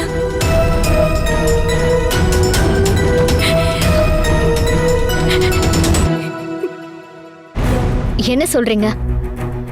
நான் சொன்ன இடத்துல எல்லாம் அவளை தேடினீங்களா? இன்னும் நல்லா தேடி பாருங்க. அவ எங்கேயும் போயிருக்க முடியாது. அவ கிடைச்சிட்டான்ற தகவல் தான் எனக்கு வரணும். Airport, bus stand, auto stand ஏதாவது ஒரு இடத்துல இருப்பா, கண்டுபிடிச்சிடலான்னு ஆளுங்களை விட்டு தேட சொன்னேன். அவங்களும் எல்லா இடத்துலயும் தேடி பார்த்துட்டு இப்ப இல்லைன்னு சொல்லிட்டாங்களா? ஐயோ, விடிஞ்சா கல்யாணம். பொண்ணு எங்கன்னு கேட்டா நான் என்ன பதில் சொல்றது? கத்தாதீங்க, அவளை நிச்சயம் கண்டுபிடிச்சிடலாம். அனிதா,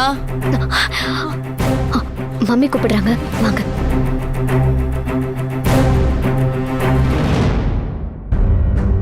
மாப்பிள்ளை வீட்டுக்காரங்கெல்லாம் வருவாங்க, கூட இருந்து நல்லா கவனிச்சுக்கோங்க. சரி ருத்ரா.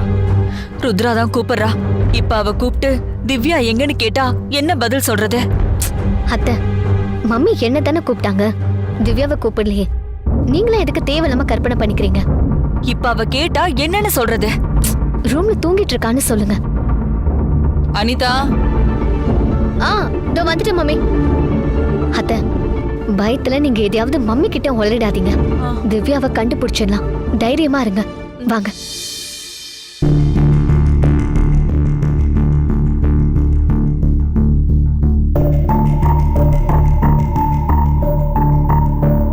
சொல்லுங்க மம்மி. நாளைக்கு காலையில 6 மணிக்கெல்லாம் பொண்ணு அழைச்சுக்கிட்டு நாம எல்லாரும் மண்டபத்துக்கு போயிடணும். அதுக்கான ஏற்பாடெல்லாம் அங்க நடந்துட்டு இருக்குல்ல? இப்பவே எல்லா ஏற்பாடும் தயாரா இருக்கு மம்மி. இப்பவே பொண்ணு அழைச்சிட்டு போறதா இருந்தாலும் நாம போகலாம்.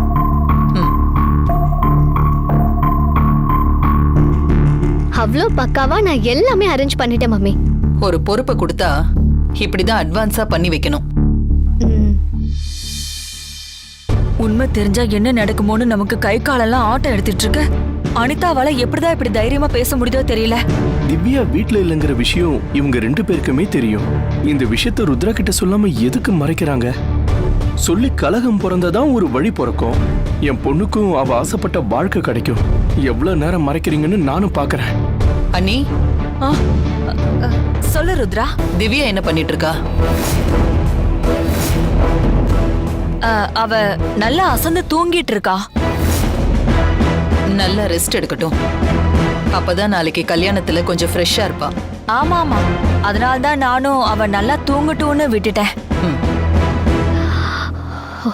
இந்து, திவ்யாவுக்கு ஏதாவது சாப்பிட கொடுத்தியா? அதெல்லாம் அவ நல்லா சாப்பிட்டுட்டு தான் தூங்குறா. அப்ப சரி.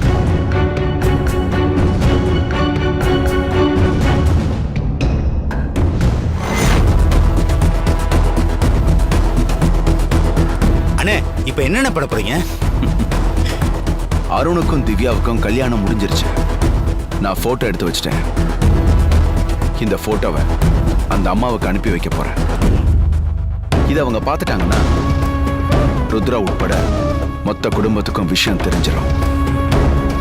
என் மகனுக்கும் திவ்யாவுக்கும் கல்யாணமான விஷயத்த ருத்ராவுக்கு நான் முறையா தெரிவிக்க வேண்டாமா? கண்டிப்பா தெரியப்படுத்தணும்னே. முதல்ல எல்லா போட்டோஸையும் அனுப்புங்க. அனுப்புறேன்.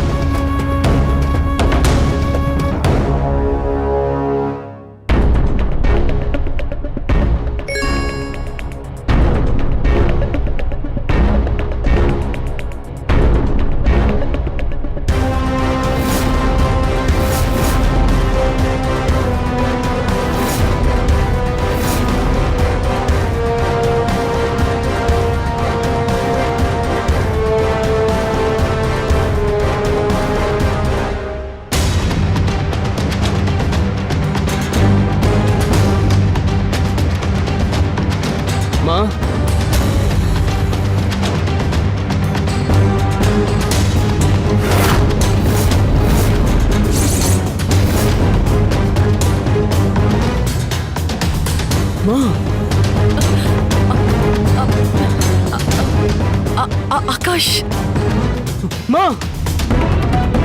என் திவ்யா கழுத்துல வேற யாரும் தாலி கட்டிருக்காங்க. Akash please cool down. என்னால எப்படிமா கூலா இருக்க முடியும்? திவ்யா எனக்கு மட்டும்தான் சொந்தம்னு நினைச்சேன். ஆனா இப்போ அவ இன்னொருத்தனுக்கு சொந்தமாயிட்டா. ஆகாஷ், ஆகாஷ் இது உண்மையான்னு தெரியாது, கொஞ்சம் அமைதியா இரு. விடுங்கம்மா.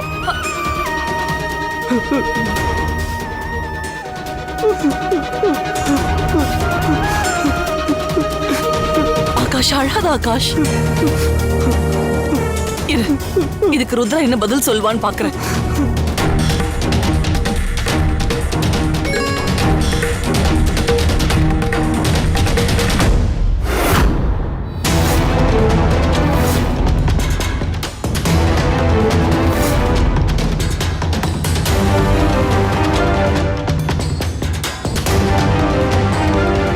ஐயோ ருத்ரா, என்னாச்சு? என்னாச்சு மம்மி? அண்ணா,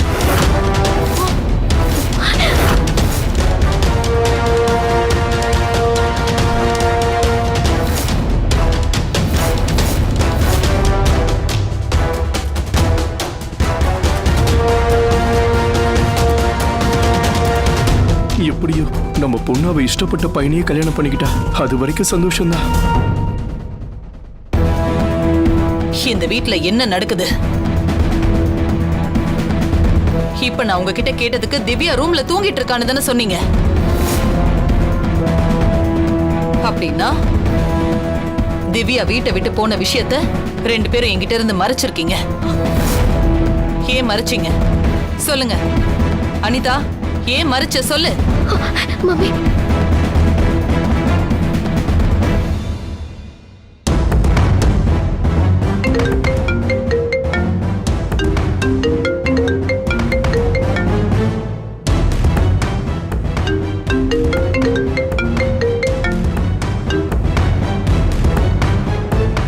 ஆதிரா, நான் அனுப்புன போட்டோஸ பாத்தியா ருத்ரா? பார்த்தேன். என்ன இதெல்லாம்? எனக்கு ஒண்ணுமே புரியல ருத்ரா. நீங்க அனுப்புன போட்டோஸ பார்த்ததுக்கு அப்புறம் தான் எங்களுக்கே விஷயம் தெரியும். எங்களுக்கே தெரியாம தான் இந்த கல்யாணம் நடந்திருக்கு. உன்கிட்ட இருந்து இப்படி ஒரு பதில நான் எதிர்பார்க்கல ருத்ரா.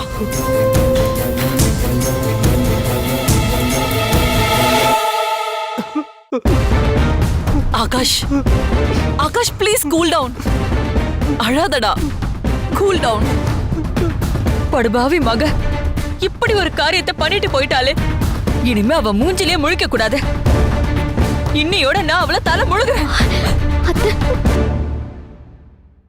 சக்தி, இப்ப எதை பத்தி யோசிக்கிறதுக்கு டைம் இல்ல. இப்ப நம்ம திவ்யாவோட உயிரை காப்பாத்தி ஆகணும். டாக்டர் சொன்ன 1/2 மணி நேரம் முடியறதுக்கு இன்னும் 10 நிமிஷம் தான் இருக்கு. நம்ம போய் டாக்டர் பார்த்து திவ்யா ஒத்துக்கிட்டாங்கிற விஷயத்த சொல்லி ஆபரேஷனுக்கு ஏற்பாடு பண்ண சரி, நான் சொல்றேன். சீக்கிரம் போ. வாங்க மேடம், திவ்யா ஆபரேஷனுக்கு ரெடியா இருக்காங்க. நீங்க கூட்டிட்டு போலாம். என்ன சொல்றீங்க? திவ்யாக்கு ஆபரேஷனா? ஆமா மேடம், நியூரோ சர்ஜன் வந்து திவ்யாவுக்கு ஆபரேஷன் பண்ணி ஆகணும்னு சொல்லிட்டு போனாரு. அதான் இந்த ஹாஸ்பிட்டல்ல நான் தான் சார் நியூரோ சர்ஜன். என்ன தவிர வேற யாருமே கிடையாது. இந்த கேஸ அட்டெண்ட் பண்றதே நான் தான். வேற யாரும் அப்படி சொல்றதுக்கு வாய்ப்பே இல்லை. மேடம், திவ்யாவுக்கு தலையில அடிபட்டதுனால மூளைக்கு போற நரம்புல பிளட் கிளாட் ஆயிருக்கு. அதனால 1/2 மணி நேரத்துல திவ்யாவுக்கு ஆபரேஷன் பண்ணி அதை ரிமூவ் பண்ணலன்னா உயிரையே காப்பாற்ற முடியாதுன்னு டாக்டர் சொல்லிட்டு போயிருக்காரு. ஆல்ரெடி ஒரு லேடி டாக்டர் வந்து அவங்களுக்கு ட்ரீட்மெண்ட் பண்ணிட்டு சிடி ஸ்கேன் எடுக்கணும்னு சொல்லிட்டு போனாங்கன்னு அவர்கிட்ட கேட்டதுக்கு நீங்க வேற ஒரு பேஷண்ட்டை பார்க்க போனதுனால அவர் வந்து அந்த ஆபரேஷன் பண்றதா சொன்னாரு. இங்க பாருங்க, அவங்க தலையில அடிபட்டதுனால கொஞ்சம் ரத்தம் ப்ளீட் ஆயிருக்கு. அதுக்கு நாங்க ஸ்டிச்சஸ் போட்டு பெயின் குறையறதுக்கு டேப்லெட்ஸ் கொடுத்துருக்கோம். அவ்வளவுதான். மத்தபடி இவங்க சிடி ஸ்கேன் ரிப்போர்ட் நார்மலா தான் இருக்கு. இன்னும் 1 ஹவர்ல இவங்களை டிஸ்சார்ஜ் பண்ணி வீட்டுக்கு கூட்டிட்டு போயிடலாம். அதான் இவங்களோட கண்டிஷன். உங்களை யாரோ தப்பா கைட் பண்ணிருக்காங்க. உங்களுக்கு தெரியாம உங்க ஹாஸ்பிட்டல் ஒருத்தர் வந்து எப்படி மேடம் இப்படி சொல்ல முடியும்? இவங்க உயிருக்கு ஆபத்துனதும் நாங்க எப்படி பதறி போயிட்டோம் தெரியுமா? ப்ளீஸ் மேடம், இந்த விஷயம் நமக்குள்ளே இருக்கட்டும். உங்ககிட்ட வந்து யார் அப்படி சொன்னதுன்னு நானே கண்டுபிடிக்க சொல்றேன். Don't worry, now she is alright. அதுக்காக சந்தோஷப்படுங்க. அந்த ஆளு யாருன்னு நான் கண்டுபிடிக்கிறேன்.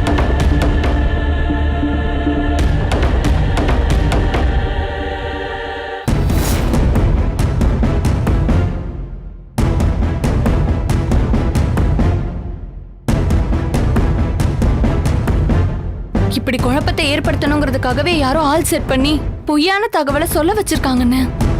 அப்படி பண்ணது வேற யாரும் இல்ல, இவதான்.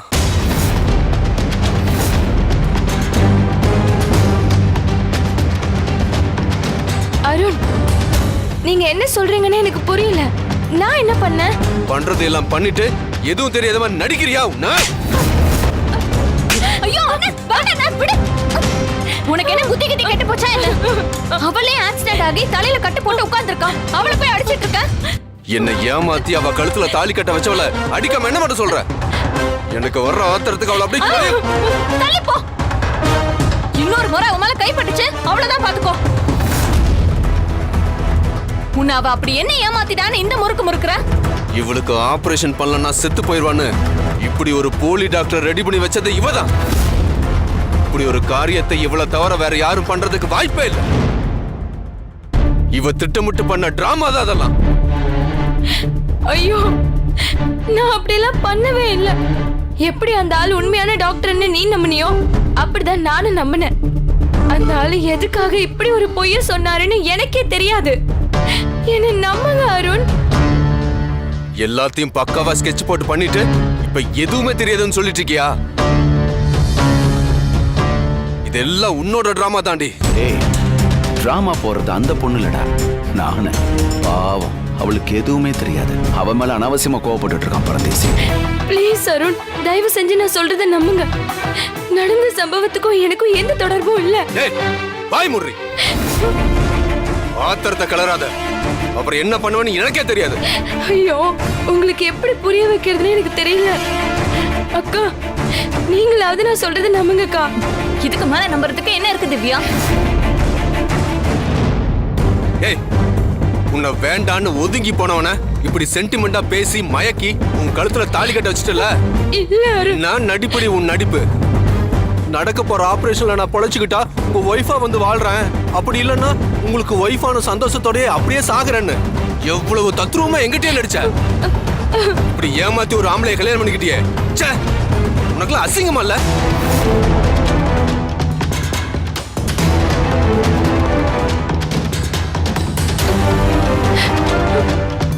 அருண், ஏன் இப்படி எல்லாம் பேசுறீங்க? நான் சொல்றத நம்புங்க. பேசாத, வாய் மூடு. எதுவுமே பேசக்கூடாது என்கிட்ட. உன்ன மாதிரி இவ்வளவு கேவலமான ஒருத்தி இது வரைக்கும் நான் எங்கேயுமே பார்த்ததில்ல. இந்த படுபாவி அந்த பொண்ணை வார்த்தையாலே சாகடிச்சிருவான் போல இருக்கே. ஏதாவது பண்ணணுமே. அண்ணே, இதுக்கு மேல அவன் மேல கோவப்படுறதுனால என்ன ஆக போகுது? விடுங்க அண்ணே. ருத்ரா மேடமும் சிவா சாரும் என்ன ஜென்மத்துக்கு மன்னிப்பாங்களா சக்தி? இவளால ஒட்டுமொத்த குடும்பத்துக்கும் எவ்வளவு பெரிய அவமான சக்தி. என்ன தலகுனிய வச்சுட்டல, உனக்கு இந்த ஜென்மத்துல மன்னிப்பு கிடையாது. என் மூஞ்சிலே முழிக்காத. அண்ணே, அண்ணே, எங்கண்ணே போற? எங்கேயோ போறேன்.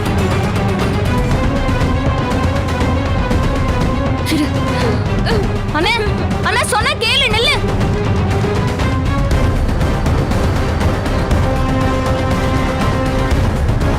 அண்ணே, அண்ணா சொன்னா கேளு. அண்ணே,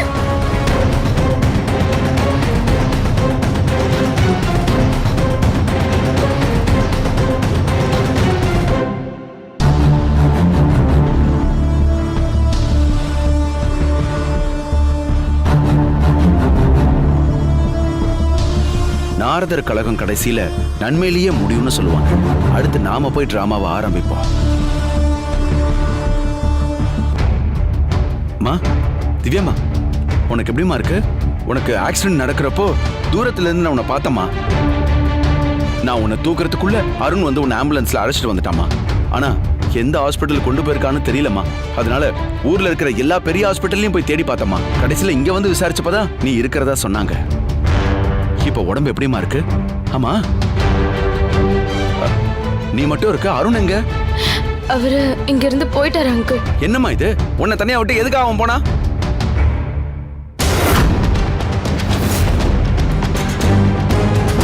திவ்யா, என்னம்மா கழுத்துல தாலி தொங்கிக்கிட்டு இருக்கு?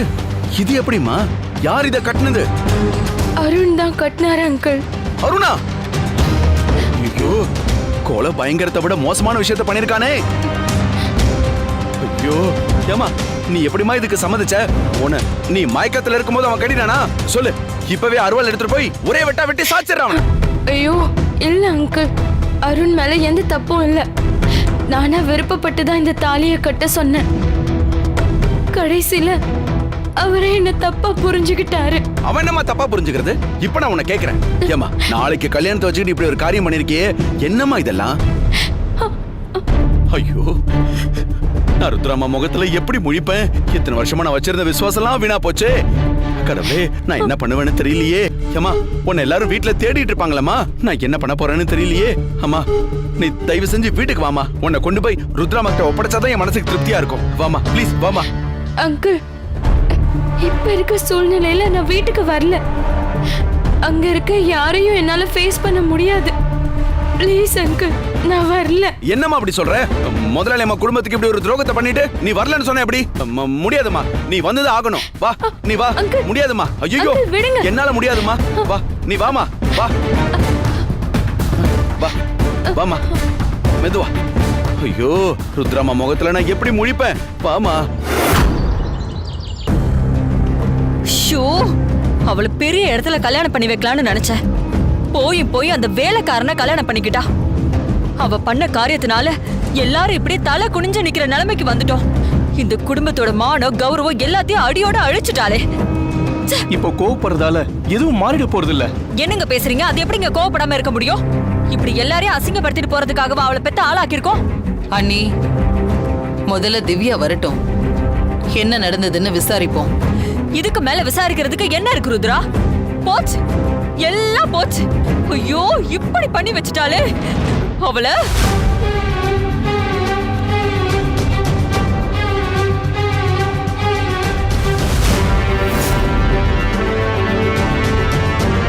ருத்ரா, இங்க என்ன நடக்குது? நீ ஏன் கூட சம்பந்தம் பேசியிருக்க, ஆனா அந்த திவ்யா வேற ஒருத்தனை கல்யாணம் பண்ணிருக்கா. ஆதிரா, சத்தியமா நாங்களும் என்ன நடந்ததுன்னு தெரியாம தான் குழம்பி போயிருக்கோம். நீங்க சொல்லிதான் எங்களுக்கே இந்த தகவல் தெரிஞ்சது. அதுதான் உண்மையும் கூட. அங்க திவ்யாவுக்கு வேற ஒரு பையனோட கல்யாணமே நடந்துருச்சு ருத்ரா. உங்க வீட்டு பொண்ணு சம்மதிக்காம அவ எப்படி தாலி கட்டுவா? அப்போ திவ்யாவும் அந்த பையனும் லவ் பண்ணிருக்காங்கன்னு தானே அர்த்தம்? வீட்டுல இவ்ளோ பேர் இருக்கீங்க, ஒருத்தருக்கு கூடவா இந்த விஷயம் தெரியாது? நிஜமாவே எங்களுக்கு தெரியாது ஆதிரா. அருண் எங்க கம்பெனில ஒர்க் பண்ற பையன். வீட்டுக்கு வருவான் போவான். அவன் யார்கிட்டயும் அதிகமா பேசக்கூட மாட்டான். அவனா இப்படி எல்லாம் பண்ணிருக்கான்னு எனக்கே ஷாக்கிங்கா தான் இருக்கு. இதெல்லாம் கொஞ்சம் கூட நம்புற மாதிரியே இல்ல. நீங்க எல்லாரும் சேர்ந்து என் கிட்ட இருந்து இத மூடி மறைச்சிருக்கீங்க.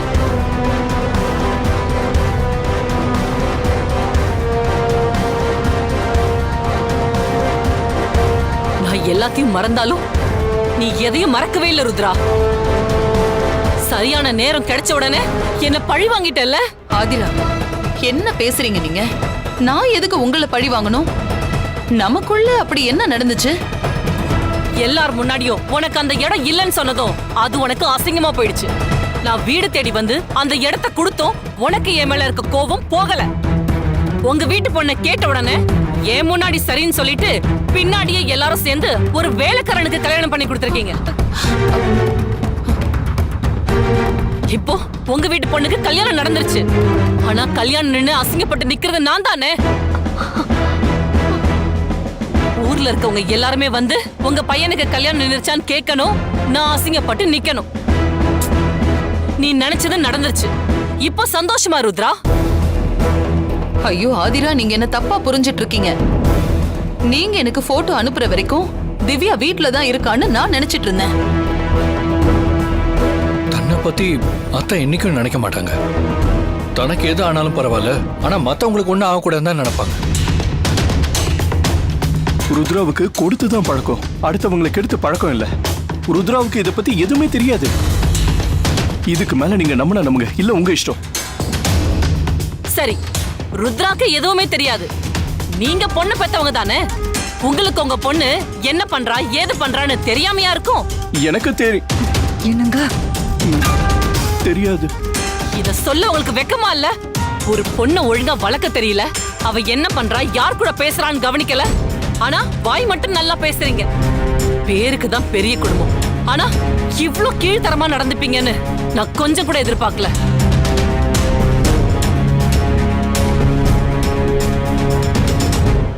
இப்போ என் பையனுக்கு என்ன பதில் சொல்ல போறீங்க?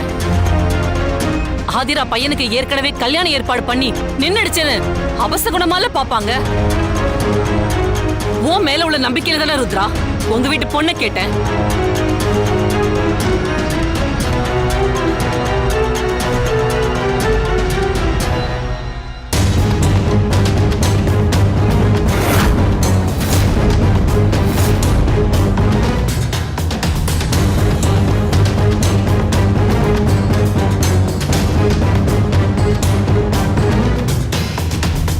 ஏய், எங்கடி உங்க அண்ணன்? எங்க உங்க அண்ணன்? அவனால இங்க எவ்வளவு பெரிய பிரச்சனை போயிட்டு இருக்குன்னு தெரியுமா? இன்னைக்கு எங்க குடும்பமே தலை குனிஞ்சு நிக்குதுன்னா அதுக்கு காரணமே உங்க அண்ணன் தான்.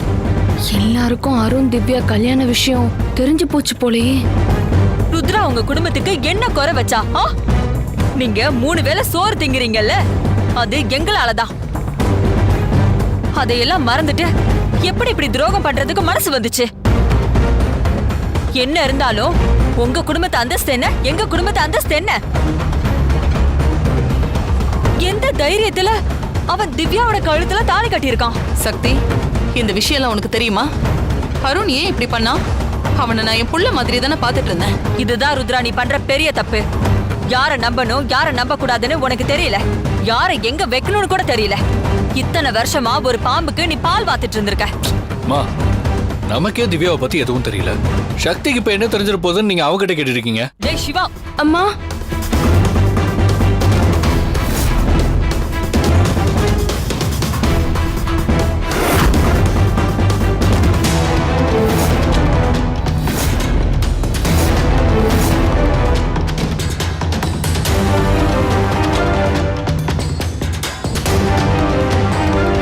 தள்ளு.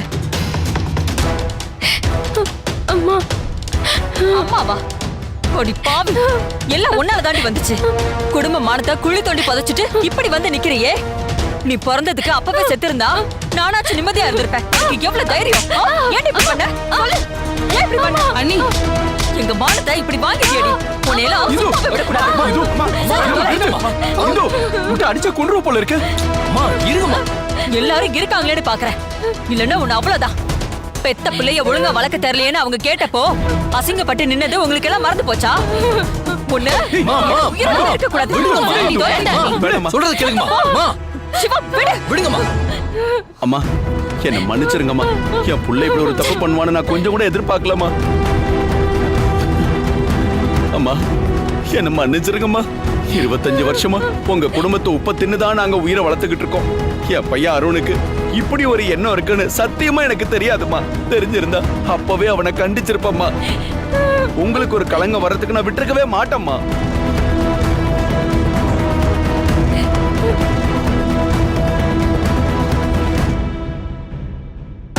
அம்மா, என்ன மன்னிச்சிருங்கம்மா. மாப்பிள்ள தம்பி, நீங்களும் என்ன மன்னிச்சிருங்க. அம்மா, எதேர்ச்சியா ஹாஸ்பிடலுக்கு போனேன். அப்பதான் தெரிஞ்சது அருண் திவ்யா கழுத்துல தாலி கட்டியிருக்கான்னு. உண்ட வீட்டுக்கு துரோகம் பண்ணிட்டானேன்னு நான் பதறி போயிட்டம்மா. நீங்க வேற திவ்யாவை காணுமேனு தேடிட்டு இருப்பீங்க. அதனாலதான் உடனே கூட்டிட்டு இங்க வந்தம்மா. இப்ப சொல்லுங்கம்மா, நான் என்ன பண்ணணும்? எப்ப திவ்யா கழுத்துல அவன் தாலி கட்டானோ அப்பவே அவன் என் பையன் இல்லம்மா. அவனை தலை முழுகிட்டேன். அம்மா, எனக்கு வர்ற கோபத்துக்கு அந்த பொறுக்கி நாயை அங்கேயே கண்ணந்துணுமா வெட்டி போட்டு வந்திருப்பம்மா. இருந்தாலும் உங்க வீட்டு பொண்ணோட வாழ்க்கை பிரச்சனையாச்சு. அவன் வேற தாலியை கட்டிட்டான். அவனை பெத்த அப்பன நான் சொல்றேம்மா. இப்பவே சாமி முன்னாடி நிக்க வச்சு திவ்யா கழுத்துல இருக்க தாலி அறுத்துட்டு ஆகாஷ் ஐயா கையால தாலி கட்ட சொல்லுங்கம்மா. அவன் வந்து கேட்டானா நான் பாத்துக்கிறேன். எப்படி? வேற ஒருத்தன் தாலி கட்டினதுக்கு அப்புறம் என் பையன் இந்த பொண்ணு கழுத்துல தாலி கட்டுவானா? இது தாலி இல்லம்மா, வெறும் கயிறு. பெத்தவங்க பெரியவங்க சம்மதத்தோட நடந்தாதான் அது கல்யாணம். இது கல்யாணமே இல்லம்மா. எல்லாத்தையும் நான் முன்ன இருந்து நடத்துறேம்மா. அப்படி ஒரு கல்யாணம் என் பையனுக்கு தேவையில்லை. கல்யாணம் பண்றேன்னு சொன்னா மட்டும் நான் ஒத்துப்பனா? ரத்னம், நீ வெளியே போ. அம்மா, இல்லம்மா. நீ வெளியே போ. அம்மா, நான் அருணை சும்மா விட மாட்டேமா.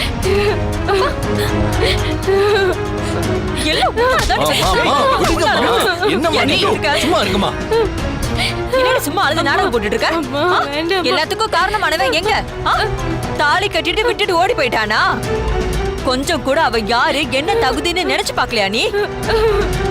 அவனால உன்னை எவ்வளவு நாட்டி பாத்துக்க முடியும்? எதை வச்சுட்டு அவனை கல்யாணம் பண்ண? இப்படி உன் வாழ்க்கையை நாசமாக்கி வச்சிருக்கியே. என்ன காரியம் பண்ணிருக்க?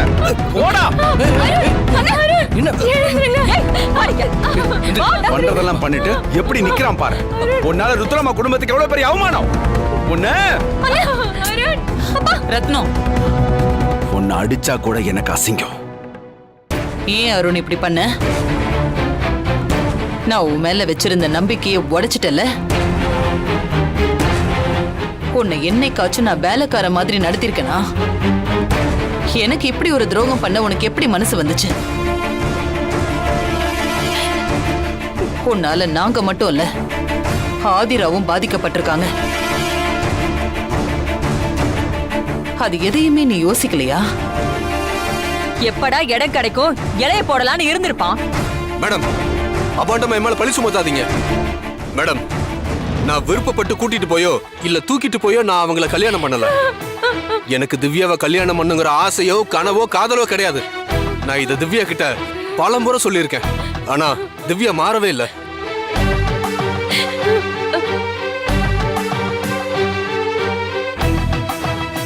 என்ன விடாம கல்யாணம் பண்ணிக்க சொல்லி தொந்தரவு கொடுத்ததே திவ்யா தான். இந்த விஷயம் இந்துமதி மேடம்க்கும் தெரியும்.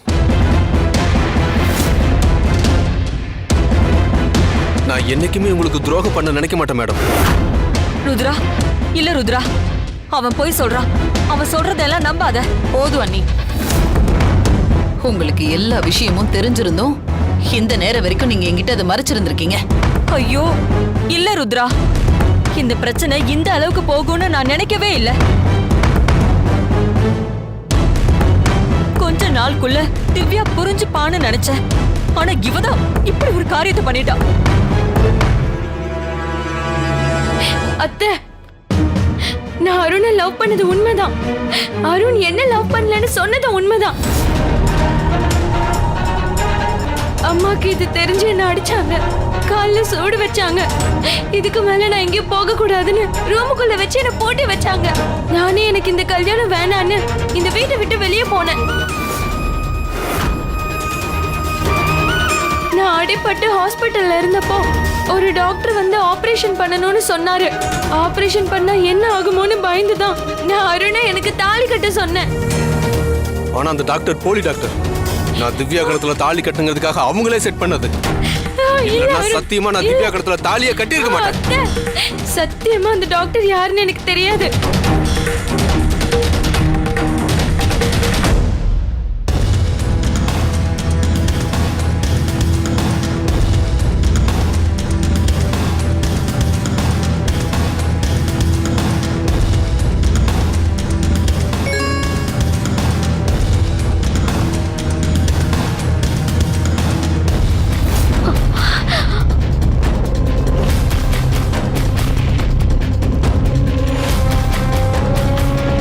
இது எல்லாத்தையும் ஏற்பாடு பண்ணது யாருன்னு எனக்கு தெரியும்.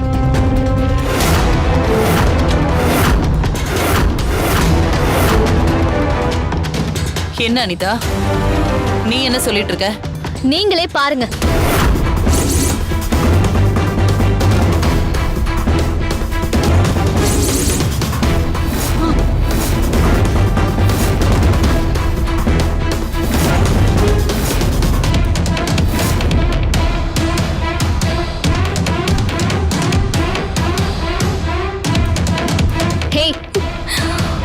நாங்க எல்லாரும் ஃபங்க்ஷன்ல இருக்கும்போது நீ மட்டும் எப்படி ஹாஸ்பிடலுக்கு போன? எங்க அம்மா மயங்கி விழுந்துட்டாங்கன்னு போன் வந்துச்சு, அதனாலதான் நான் ஹாஸ்பிடல் போனேன். ஹே, நிறுத்தடி. உடனே ஒரு கதையை உருவாக்காத சக்தி. உன்னோட முழு சுயரூபம் இங்க எல்லாருக்கும் தெரிய வந்துருச்சு. எவ்வளவு நாளாடி உங்க அண்ணனுக்கு திவ்யாவை கல்யாணம் பண்ணி வைக்கணும்னு நினைச்சிட்டு இருந்த? இவ்வளவு நாள் நம்ம வீட்டுல நல்ல பேர் எடுத்ததே அதுக்காக தான் அத்தை. எவ்வளவு நாள் தான் இவளும் வேலைக்காரியாவே இருப்பா. நம்மளோட சொத்தை பார்த்ததும் இவளுக்கும் அப்படி ஒரு அல்ப ஆசை வந்திருக்கும். திவ்யா கூட அன்னைக்கு அவ்வளவு நேரம் தனியா பேசிட்டு இருக்கும் போதே நான் சந்தேகப்பட்டேன் தான். எனக்கு இப்ப வரைக்கும் என்ன நடக்குதுன்னே தெரியலம்மா. ஹே, உடனே தெரியாதுன்னு சீன் போடாத. அன்னைக்கு தாலியை கூட நீதான் எடுத்து மறைச்சு வச்சிருப்ப. அப்பதானே அபசகுணம்னு இந்த கல்யாணம் நின்றுக்கும். நீ ஆசைப்பட்ட மாதிரியே உங்க அண்ணனுக்கும் திவ்யாவுக்கும் கல்யாணம் பண்ணி வச்சிடலான்னு நினைச்சிருப்ப. அப்படி நடக்கலன்னு தெரிஞ்ச உடனே தேடி கண்டுபிடிச்ச மாதிரி கீழே கடந்ததை திரும்ப வந்து எடுத்து கொடுத்திருப்ப. இப்படி அபாண்டமா என் மேல பழியெல்லாம் போடாதீங்கம்மா. தாலியை நான் தான் எடுத்து வச்சேன்.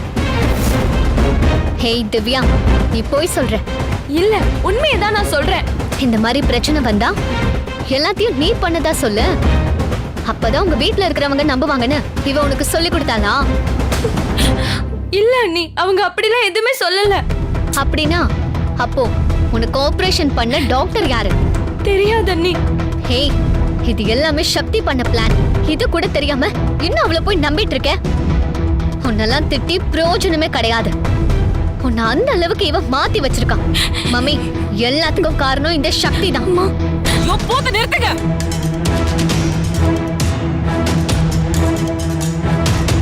என்ன பார்த்தா உங்களுக்கு எப்படி தெரியுது? ஒருத்தர் மேல ஒருத்தர் மாத்தி மாத்தி பழி போட்டுட்டே இருக்கீங்க. முதல்ல திவ்யாவுக்கு எப்படி கல்யாணம் நடந்துச்சுன்னே தெரியலன்னு சொன்னீங்க. சரின்னு நானும் உங்க நடிப்பை பார்த்து கொஞ்சம் நம்பினேன். அப்புறம் என்னடானா திவ்யாவோட அம்மாக்கு எல்லாமே தெரியும்னு இவன் வந்து சொல்றான். அப்புறம் இல்ல இல்ல எல்லாமே பண்ணது வேலைக்காரி தானே இவள சொல்றீங்க. ஆக மொத்தத்துல வாழ்க்கையை இழந்துட்டு நிக்கிறது ஏன் பையன் தானே? மம்மி, எனக்கு திவ்யாவை பார்த்த உடனே பிடிச்சு போச்சு. அவ கூட சந்தோஷமா வாழணும், அவளை சந்தோஷமா பார்த்துக்கணும்னு நான் நினைச்சேன். நம்மள யாருமே திவ்யாவுக்கு விருப்பம் இருக்கான்னு நம்ம கேட்கவே இல்லை மம்மி. உட்காந்து பேசவும் இல்லை. எல்லா முடிவையும் நாம மட்டுமே தானே எடுத்துட்டு இருந்தோம். நீங்க பெரியவங்க, ஒரு 10 நிமிஷம் பார்த்து பேசி கல்யாணத்தை பண்ணி வச்சிருவீங்க. ஆனா அடுத்து ஆயுசு முழுக்க ஒன்னா வாழ போறது நாங்க மட்டும்தானே. ஒருத்தருக்கு விருப்பம் இருந்து இன்னொருத்தருக்கு விருப்பம் இல்லைன்னா அது எப்படி மம்மி சந்தோஷமான வாழ்க்கையை அமைய முடியும்? திவ்யாவுக்கு எந்த வாழ்க்கை பிடிச்சிருக்கோ அந்த வாழ்க்கையை அவள் அமைச்சுக்கிட்டா. அவள் சந்தோஷமா இருந்தாலே போதும். எனக்கு எந்த ஃபீலிங்ஸும் இல்லை. வாங்க போலாம். ஆதிரா, ருத்ரா, உன்னை நம்பி வீடு தேடி வந்து பொண்ணு கேட்டதுக்கு எனக்கு நல்ல மரியாதை கொடுத்துட்ட. ரொம்ப தேங்க்ஸ். ஆதிரா ப்ளீஸ். ஆதிரா,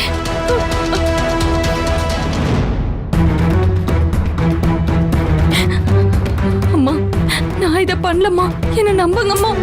வேண்டாம், நீ எதுவும் பேச வேண்டாம் சக்தி. வீட்ல இருக்கிற எல்லாருமே நம்பிக்கை துரோகம் பண்ணிட்டாங்க.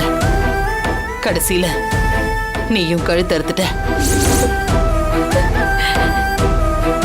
அம்மா, நான் அப்படி பண்ணலம்மா. பேசாத. உன்னை ஒரு வேலைக்காரியா நடத்தி இருந்தா உன்னை இவங்க திட்டும் போதும் அடிக்கும் போதும் எனக்கு வலிச்சிருக்காது. உன்னை என் குடும்பத்துல ஒருத்தியா என் மகளா நான் பார்த்ததுனாலதான் உன்னை இவங்கெல்லாம் திட்டும் போது எனக்கு வலிச்சுது. என் குடும்பத்துக்காக எவ்வளவோ நல்லது பண்ணிருக்கேன்னு நினைச்சேன். ஆனா அது எல்லாம் உன்னோட சுயநலத்துக்காக தானே இப்பதான் புரியுது. இது வரைக்கும் நீ பண்ணதெல்லாம் போதும். இனி என்னைக்கும் எந்த சூழ்நிலையிலையும் நீயும் உன் அண்ணனும் என் வீட்டு வாசப்படி மிதிக்க கூடாது.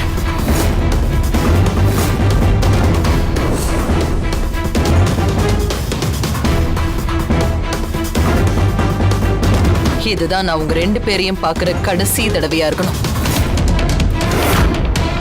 இனி என் மூஞ்சிலேயே முழிச்சிடாதீங்க.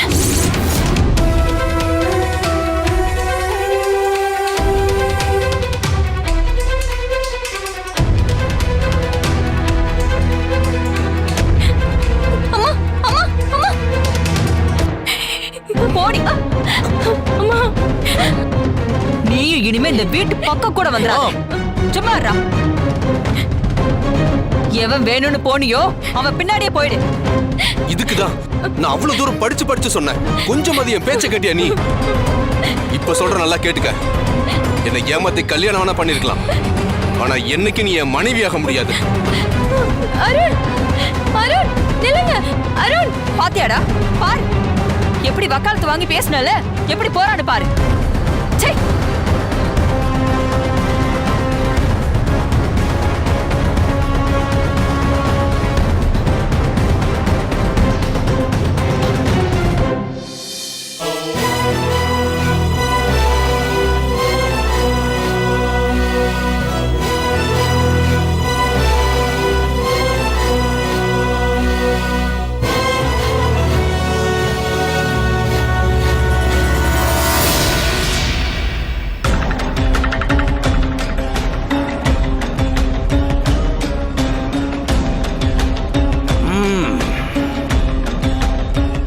பையனுக்கு கல்யாணம் பண்ணணும்னா எவ்வளோ கஷ்டப்பட வேண்டியிருக்கு. சும்மாவா சொன்னாங்க வீட்டை கட்டிப்பாரு கல்யாணத்தை பண்ணிப்பாருன்னு? அப்படி இப்படின்னா ருத்ராவோட குடும்பத்துக்கு பாதி சொந்தக்காரன் ஆயிட்டேன். கூடிய சீக்கிரமே முழுசா சொந்தக்காரன் ஆயிடுவேன்.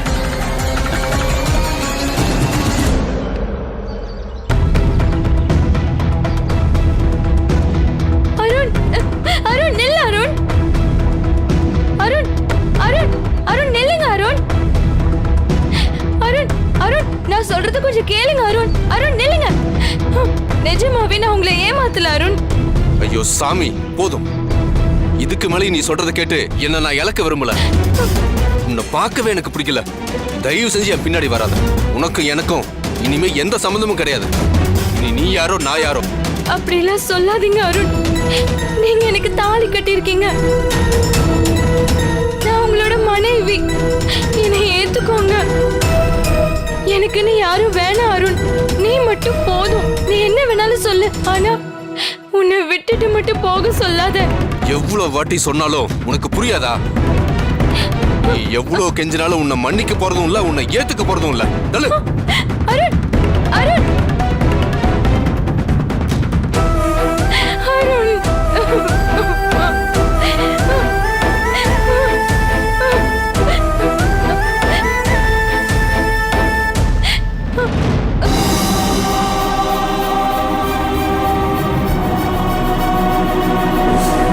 வீட்ல இருக்கிற எல்லாருமே எனக்கு நம்பிக்கை துரோகம் பண்ணிட்டாங்க.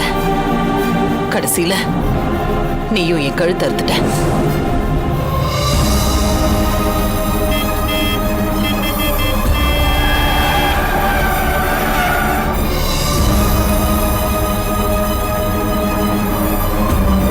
இந்த குடும்பத்துக்காக நீ எவ்வளவோ நல்லது பண்ணிருக்கன்னு நினைச்சேன்.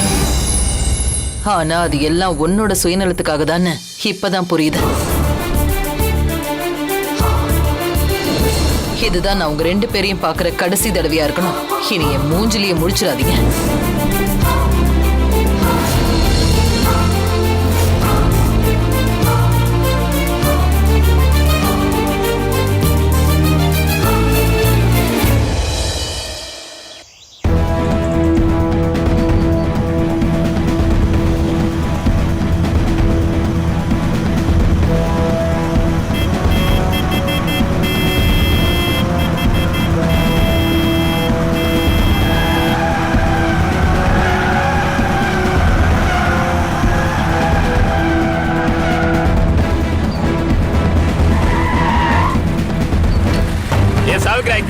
வீட்டுல சொல்லிட்டு வந்துட்டியா?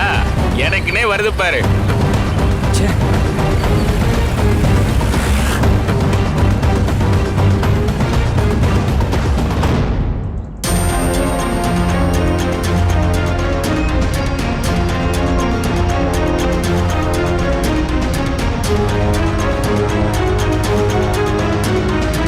திவ்யா இப்படி பண்ணது நான் பெத்த அம்மாவா இருந்தாலும் என்னை விட உனக்கு தான் அதிகமா பாதிச்சிருக்கோம்.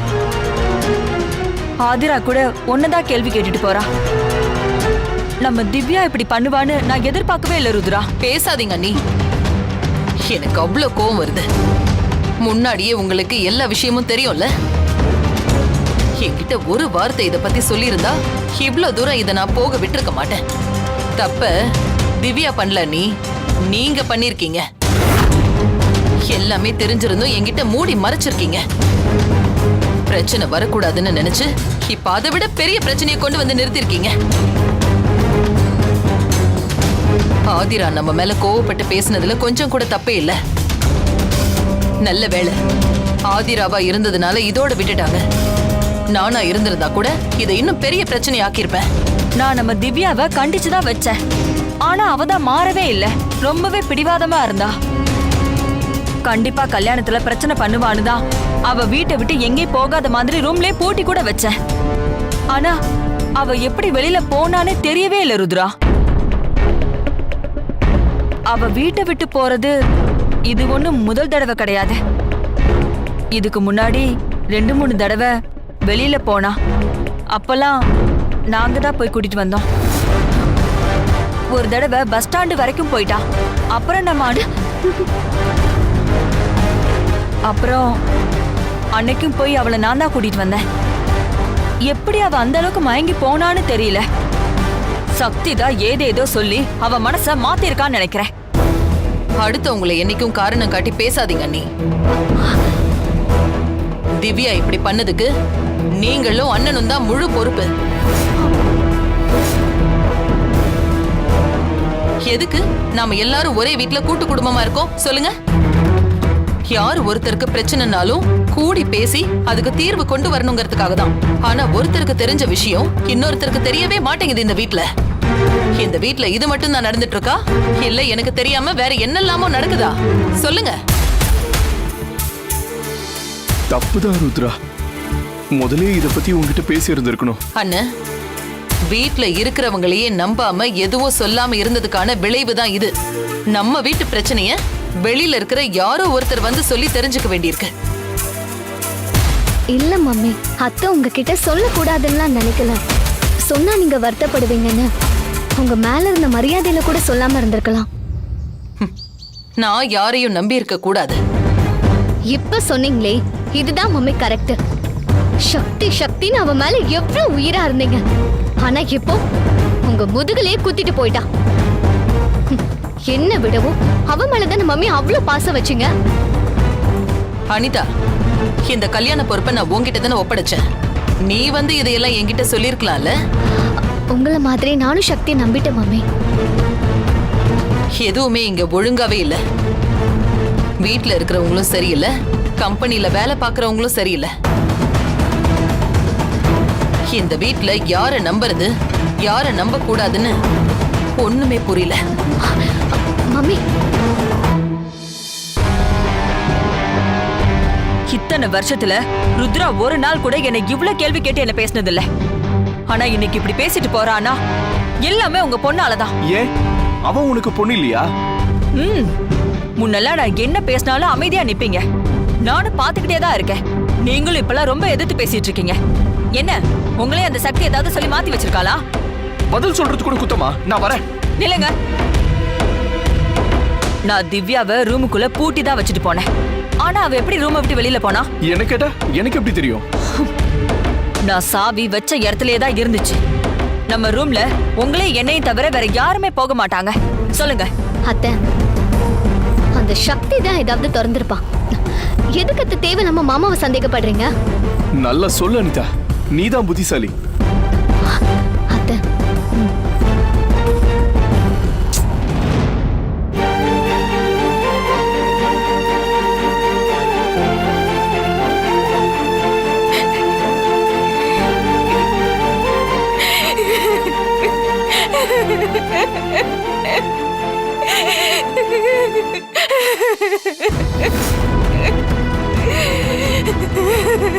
சக்தி, சக்தி, சக்தி, சக்தி, என்னாச்சுமா? ஏமா அழுதுட்டு இருக்க? சொல்லுமா, என்ன நடந்துச்சு? ஏதாவது சொன்னாதானே தெரியும். சொல்லு சக்தி, என்ன நடந்துச்சு? சக்தி எங்க? நீங்க ஏதாவது சக்தியை திட்டிட்டீங்களா? வந்ததுல இருந்து அழுதுகிட்டே இருக்கா. அவளை போலீஸ்ல புடிச்சு கொடுக்காம விட்டு வச்சிருக்காங்களேன்னு சந்தோஷப்பட்டுக்க. அப்படி என்னங்க அவ பண்ணா? என்ன சக்தி பண்ண? எதா இருந்தாலும் சொல்லு. அம்மா நான் இருக்கேன், நான் பாத்துக்கிறேன். அவ பண்ண காரியத்தை எப்படி அவ சொல்லுவா? சொல்ற அளவுக்கு சின்ன காரியமா பண்ணிருக்காவ? சொல்லுங்க, என்னதான் நடந்துச்சு? இதோ மகாராணி என்னமா பண்ணிருக்கா? உன் புள்ளைக்கு கல்யாணத்தை பண்ணி வச்சிருக்கா.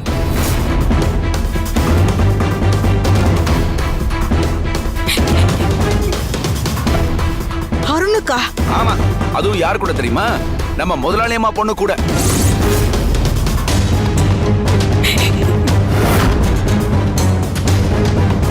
என்னங்க சொல்றீங்க? கல்யாணமே ஆயிடுச்சா? அப்பா, நான் சொல்றத கொஞ்சம் நம்புங்கப்பா. சத்தியமா எனக்கு எதுவும் தெரியாது. அம்மாக்கு அடிபட்டிருக்குன்னு போன் பண்ணாங்க. அதுக்காக தான் நான் ஹாஸ்பிட்டல் போனேன். நான் அங்க போகும்போதுதான் அண்ணன் திவ்யா கழுத்துல தாலி கட்டிட்டு இருந்தாரு. மத்தபடி அங்க என்ன நடந்துச்சுன்னு இப்ப வரைக்கும் எனக்கு முழுசா தெரியவே தெரியாது. சும்மா எல்லாருக்கிட்டையும் சொன்ன அதே கதை என்கிட்டயும் சொல்லிட்டு இருக்காத. எல்லாத்தையும் நல்லா பிளான் பண்ணி தானே பண்ணிருக்க. அம்மாவுக்கு உடம்பு சரியில்லைன்னா முதல்ல நீ எனக்கு தானே போன் பண்ணணும். ஏன் பண்ணல? அங்க போய் பார்த்துட்டு அதுக்கப்புறம் உங்களுக்கு கால் பண்ணலாம்னு நினைச்சேன்ப்பா. சும்மா நடிக்காத. அனிதாமா தான் அந்த போட்டோ காட்டி தெளிவா சொன்னாங்களே. ஏன்பா என்ன மட்டும் யாரும் நம்ப மாட்டேங்கிறீங்க? அம்மா, நீயாச்சும் என்ன நம்புமா? நான் சொல்றதெல்லாம் உண்மை. நான் போய் சொல்லலம்மா. உன் பேச்சை யாரும் இங்க நம்ப மாட்டாங்க. நல்ல வசதியான குடும்பம், நல்லா வாழலான்னு ஆசைப்பட்டு கல்யாணம் பண்ணி வச்ச. இப்போ உன் ஆசையெல்லாம் நிற ஆசை ஆயிடுச்சு. உனக்கு வேலை போச்சு, அருணுக்கு வேலை போச்சு. அடுத்து என்ன பண்ண போறீங்க தெரியல. இந்த குடும்பத்தை அழிக்கிறதுக்குனே வந்திருக்கீங்க. அவளை எதுக்கு திட்டுறீங்க? எனக்கு அடிபட்டுடுச்சுன்னு சொன்னதுனாலதான் அவ ஹாஸ்பிட்டலுக்கு போனேன்னு சொல்றாள்ல. எப்பவும் அவளை திட்டிக்கிட்டே தான் இருக்கணுமா? திட்டாம பின்ன அவார்டு கொடுக்கணுமா? இத்தனை வருஷமா என் முதலாளி அம்மா கிட்ட நான் வச்சிருந்த விசுவாசத்தையும் நம்பிக்கையும் உடைச்சு சுக்குநூறு ஆக்கிட்டால. ஐயோ, என் முதலாளி அம்மா நம்ம குடும்பத்துக்கு எவ்வளவு தெய்வ மாதிரி இருந்து நல்லது கெட்டதெல்லாம் பார்த்துட்டு இருந்தாங்க. அதை ஒரு நிமிஷம் நினைச்சு பார்க்க வேண்டாமா? ஏய், சும்மா அழுது நீ நல்லவன் எல்லாரையும் நம்ப வைக்க முயற்சி பண்ணாத. நீதான் தப்பு பண்ணிருக்கன்னு எல்லாருக்கும் ஆதாரபூர்வமா தெரிஞ்சு போச்சு. இனிமே எதுவும் மாற போறதும் இல்ல, உன்னை யாரும் நம்ப போறதும் கிடையாது. இப்போ நீங்க திட்டுறதுனால எல்லாம் மாறிடுமா? நம்ம பொண்ணு தப்பு பண்ணிருக்க மாட்டான்னு கொஞ்சமாவது மனசுல நினைங்க. முதல்ல அவளுக்கு சப்போர்ட் பண்றதை நிறுத்தி. பொம்பளை பிள்ளைய கண்டிச்சு வளர்த்துக்கணும்டி. அதான் அவ இஷ்டத்துக்கு விட்டதுனாலதான் இன்னைக்கு இப்படி ஒரு காரியத்தை பண்றது நினைக்கிறா. இவ பேச்ச கேட்டு அவ கழுத்துல தாலி கட்டினா பத்தியா உன் புள்ள. அவன் வரட்டும்.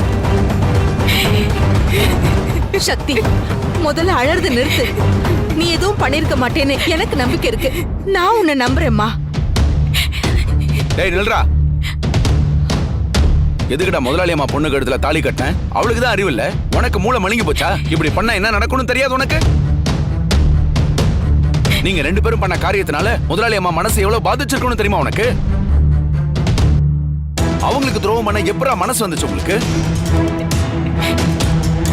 அதுவும் நாளைக்கு கல்யாணமாக போற பொண்ணு கழுத்துல போய் தாலி கட்டிட்டு வந்திருக்கியே. அதனால உனக்கும் வேலை போச்சு, இவளுக்கும் வேலை போச்சு. நாளைக்கு சோத்துக்கு என்ன பண்ண போறீங்க? நியாயமா உன்னை வீட்டுக்குள்ளேயே விட்டுருக்க கூடாது. எங்க வெளியே போன்னு சொல்லுங்க பாப்போம். என்னடா முடியாதுன்னு நினைச்சியா? இப்பவே உன் துணிமணி எல்லாம் தூக்கி வெளியில எறியற. தூக்கிட்டு வெளியில போ. என்னங்க?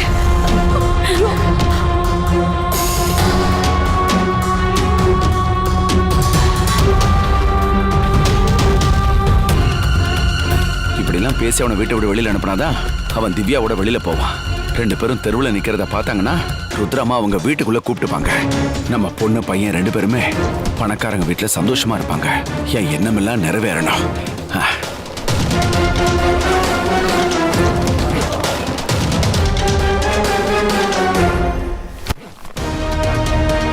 தூக்கிட்டு வெளியில போ.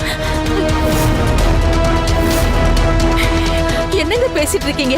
அவன் எங்க போவான்? எங்கேயாவது போட்டு முதலாளி அம்மாவுக்கு துரோகம் பண்ணவனுக்கு இந்த வீட்டுல இடம் கிடையாது. நான் என்ன துரோகம் பண்ணிட்டேன்?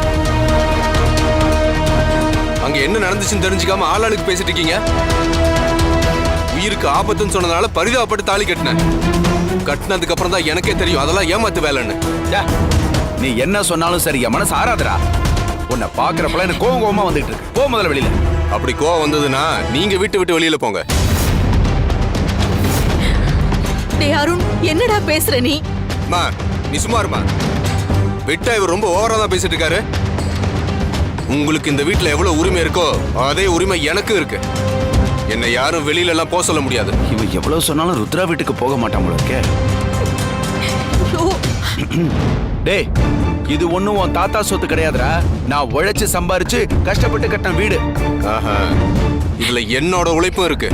சும்மா வெளியில போ அப்படி இப்படின்னு சொல்லி டிராமா பண்ற வேலையில என்கிட்ட சொல்லாது. வேற யார்கிட்ட அது போய் காட்டிக்குங்க. டிராமா பண்றோமா? கரெக்டா கண்டுபிடிச்சிட்டான். சரி சமாளிப்போம். டேய், என்னடா பேசிட்டு இருக்க நீ? ஒரு அப்பாங்கிற மரியாதையும் கிடையாது, தப்பு பண்றோங்கிற பயமும் இல்லாம பேசிட்டு இருக்க. இந்த நடிப்பெல்லாம் என்கிட்ட நடிக்காதீங்க. உங்களை பத்திலாம் எனக்கு நல்லாவே தெரியும். நான் ஒன்னும் அந்த பொண்ணு மேல ஆசைப்பட்டு அவட வாழணும்லாம் தாலி கட்டல. அந்த பொண்ணுதான் என்னை ஏமாத்தி கழுத்துல தாலி வாங்கிட்டா. நானும் எவ்வளவு வாட்டி சொன்னேன் உங்க குடும்பத்துக்கு என் குடும்பத்துக்கு செட் ஆகாதுன்னு. பைத்தியக்காரி, கொஞ்சம் கூட என் பேச்ச கேட்கவே இல்லை. இப்ப அவளால எல்லாருக்கிட்டையும் நான் கெட்ட பேர் வாங்கிட்டு நிக்கிறேன். ஓ, அப்போ உன் மனசுல எந்த எண்ணமும் இல்லாம தான் அந்த பொண்ணுக்கு இடத்துல தாலி கட்டினீங்களாக்கும்? அது ஒரு ஆக்சிடென்டா நடந்தது. எனக்கும் திவ்யா கழுத்துல இருக்கிற தாலிக்கு எந்த சம்பந்தமும் கிடையாது. இனி இந்த விஷயத்தை பத்தி இந்த வீட்டுல யாரும் எதுவும் பேசக்கூடாது. என்கிட்ட எதுவும் கேட்க கூடாது. அதையும் மீறி ஏதாவது கேட்டீங்க. அப்புறம் நான் மனுஷனாவே இருக்க மாட்டேன். இப்ப மட்டும் நான் மனுஷனாவா இருக்க? அருண், இவனை போய் பங்களா வீட்டுல வாழ வைக்கலாம்னு நினைச்சான் பாரு. என்ன சொல்லணும், இவெல்லாம் கடைசி வரைக்கும் காசுக்கு கஷ்டப்பட தான் போறான். பாத்தியாடி, பண்றதெல்லாம் பண்ணிட்டு என்ன பேச்சு பேசிட்டு போறான் பாத்தியா உன் புள்ள. இவெல்லாம் எப்படிதான் எனக்கு புள்ளையா பிறந்தானோ தெரியல. சே, எல்லாம் என் தலையெழுத்து. சக்தி, சம்பந்தப்பட்ட அருணே இத பத்தி பேசாதீங்கன்னு சொல்லிட்டான். நீ ஏம்மா அழுதுகிட்டு இருக்க? இல்லம்மா, எல்லாருமே என்ன தப்பா சொல்றாங்க. யாரு என்ன வேணாலும் சொல்லட்டும், நீ எந்த தப்பும் பண்ணிருக்க மாட்டேன்னு நான் நம்புறேன். இதுக்கு மேல உனக்கு வேற என்ன வேணுமா? இல்லம்மா, ருத்ராமா கூட என்ன திட்டி இனிய மூஞ்சிலேயே முழிக்காதன்னு சொல்லிட்டாங்க. இவ்ளோ நாள் நான் அவங்க கூட இருந்துட்டேன். இதுக்கப்புறம் அவங்கள பார்க்காம எப்படிமா இருக்க முடியும்? சக்தி, அழாதம்மா சக்தி.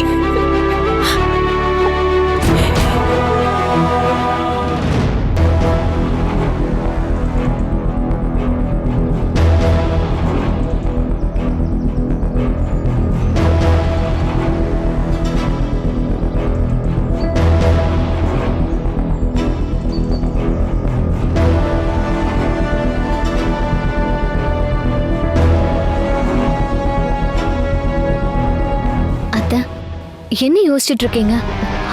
திவ்யா பத்தி யோசிச்சுட்டு இருக்கீங்களா? இனிமே அவ பேரை கூட என்கிட்ட சொல்லாத அனிதா. அவ பேரை கேட்டாலே அப்படியே பத்திக்கிட்டு வருது. எப்ப நம்ம பேச்ச கேட்காம அந்த வேலைக்கார நாய கல்யாணம் பண்ணாலும் அப்பவே நான் அவளை மறந்துட்டேன். எனக்குன்னு ஒரு பொண்ணு பிறக்கவே இல்லைன்னு நினைச்சுக்கிறேன். இந்த நேரம் அவ செத்தா கூட நான் சந்தோஷம் தான் படுவேன். அத்தை, நாமளும் அவகிட்ட எவ்வளவோ எடுத்து சொன்னோம். ஆனா அவ கொஞ்சம் கூட நம்ம பேச்ச கேட்கவே இல்லை. அப்படி அவன்கிட்ட என்ன மருமகளே இருக்கு? அவளால அந்த வீட்ல சந்தோஷமா இருக்க முடியுமா? அத பத்திலாம் அவ யோசிக்கவே மாட்டாளா? அவளுக்கு காதல் கண்ணை மறைச்சிருச்சு அத்தை. இப்ப புரியாது. கஷ்டப்பட்டு ரோட்ல நிக்கும் போதுதான் அவளுக்கு நம்ம சொன்னது சரின்னு தெரியும். சரியா சொன்ன. கண்டிப்பா அவ ரோட்ல நிக்கணும். அத நான் பார்க்கணும். அப்பதான் என் மனசு ஆறும். அது நிச்சயமா நடக்கதான் போகுது அத்தை. அந்த வேலைக்காரியோட அண்ணன் என்ன ருத்ரா கிட்ட மாட்டி விட்டுட்டு போயிட்டான். இனிமே நான் என்ன பண்ணாலும் என்ன சொன்னாலும் கண்டிப்பா ருத்ரா நம்பவே மாட்டா. அந்த அளவுக்கு என்ன அசிங்கப்படுத்தி என் நம்பிக்கையவே உடைச்சிட்டு போயிட்டான். இவ்ளோ பண்ணிட்டு அவளால நிம்மதியா வாழ்ந்துட முடியும்னு நீங்க நினைக்கிறீங்களா அத்தை? அதான் ருத்ரா யாருமே இந்த வீட்டு பக்கமே வர வேண்டாம்னு சொல்லிட்டால. நம்ம வீட்ல நடந்த எல்லா பிரச்சனைக்கும் அந்த சக்தி மட்டும்தான் அத்த காரணம். நல்லா இருந்த பொண்ணு மனச மாத்தி அவ அண்ணனுக்கு கல்யாணம் பண்ணி வச்சுட்டான். எல்லாமே திவ்யாவால தான் வந்துச்சு. பாக்குறேன் எப்படி அவ அங்க சந்தோஷமா இருக்க போறான்னு. அந்த குடும்பம் 3 வேளை சோறு திங்கிறதுக்கே எவ்வளவு கஷ்டப்படும். ஒரே வாரத்துல நான் பண்ணதெல்லாம் தப்புமான்னு வந்து என் கால்ல விழுந்து கதறுவா.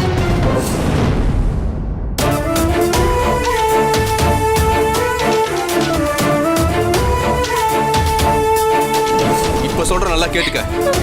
என்னை ஏமாத்தி கல்யாணம் வேணா பண்ணிருக்கலாம். ஆனா என்னைக்கு நீ என் மனைவியாக முடியாது.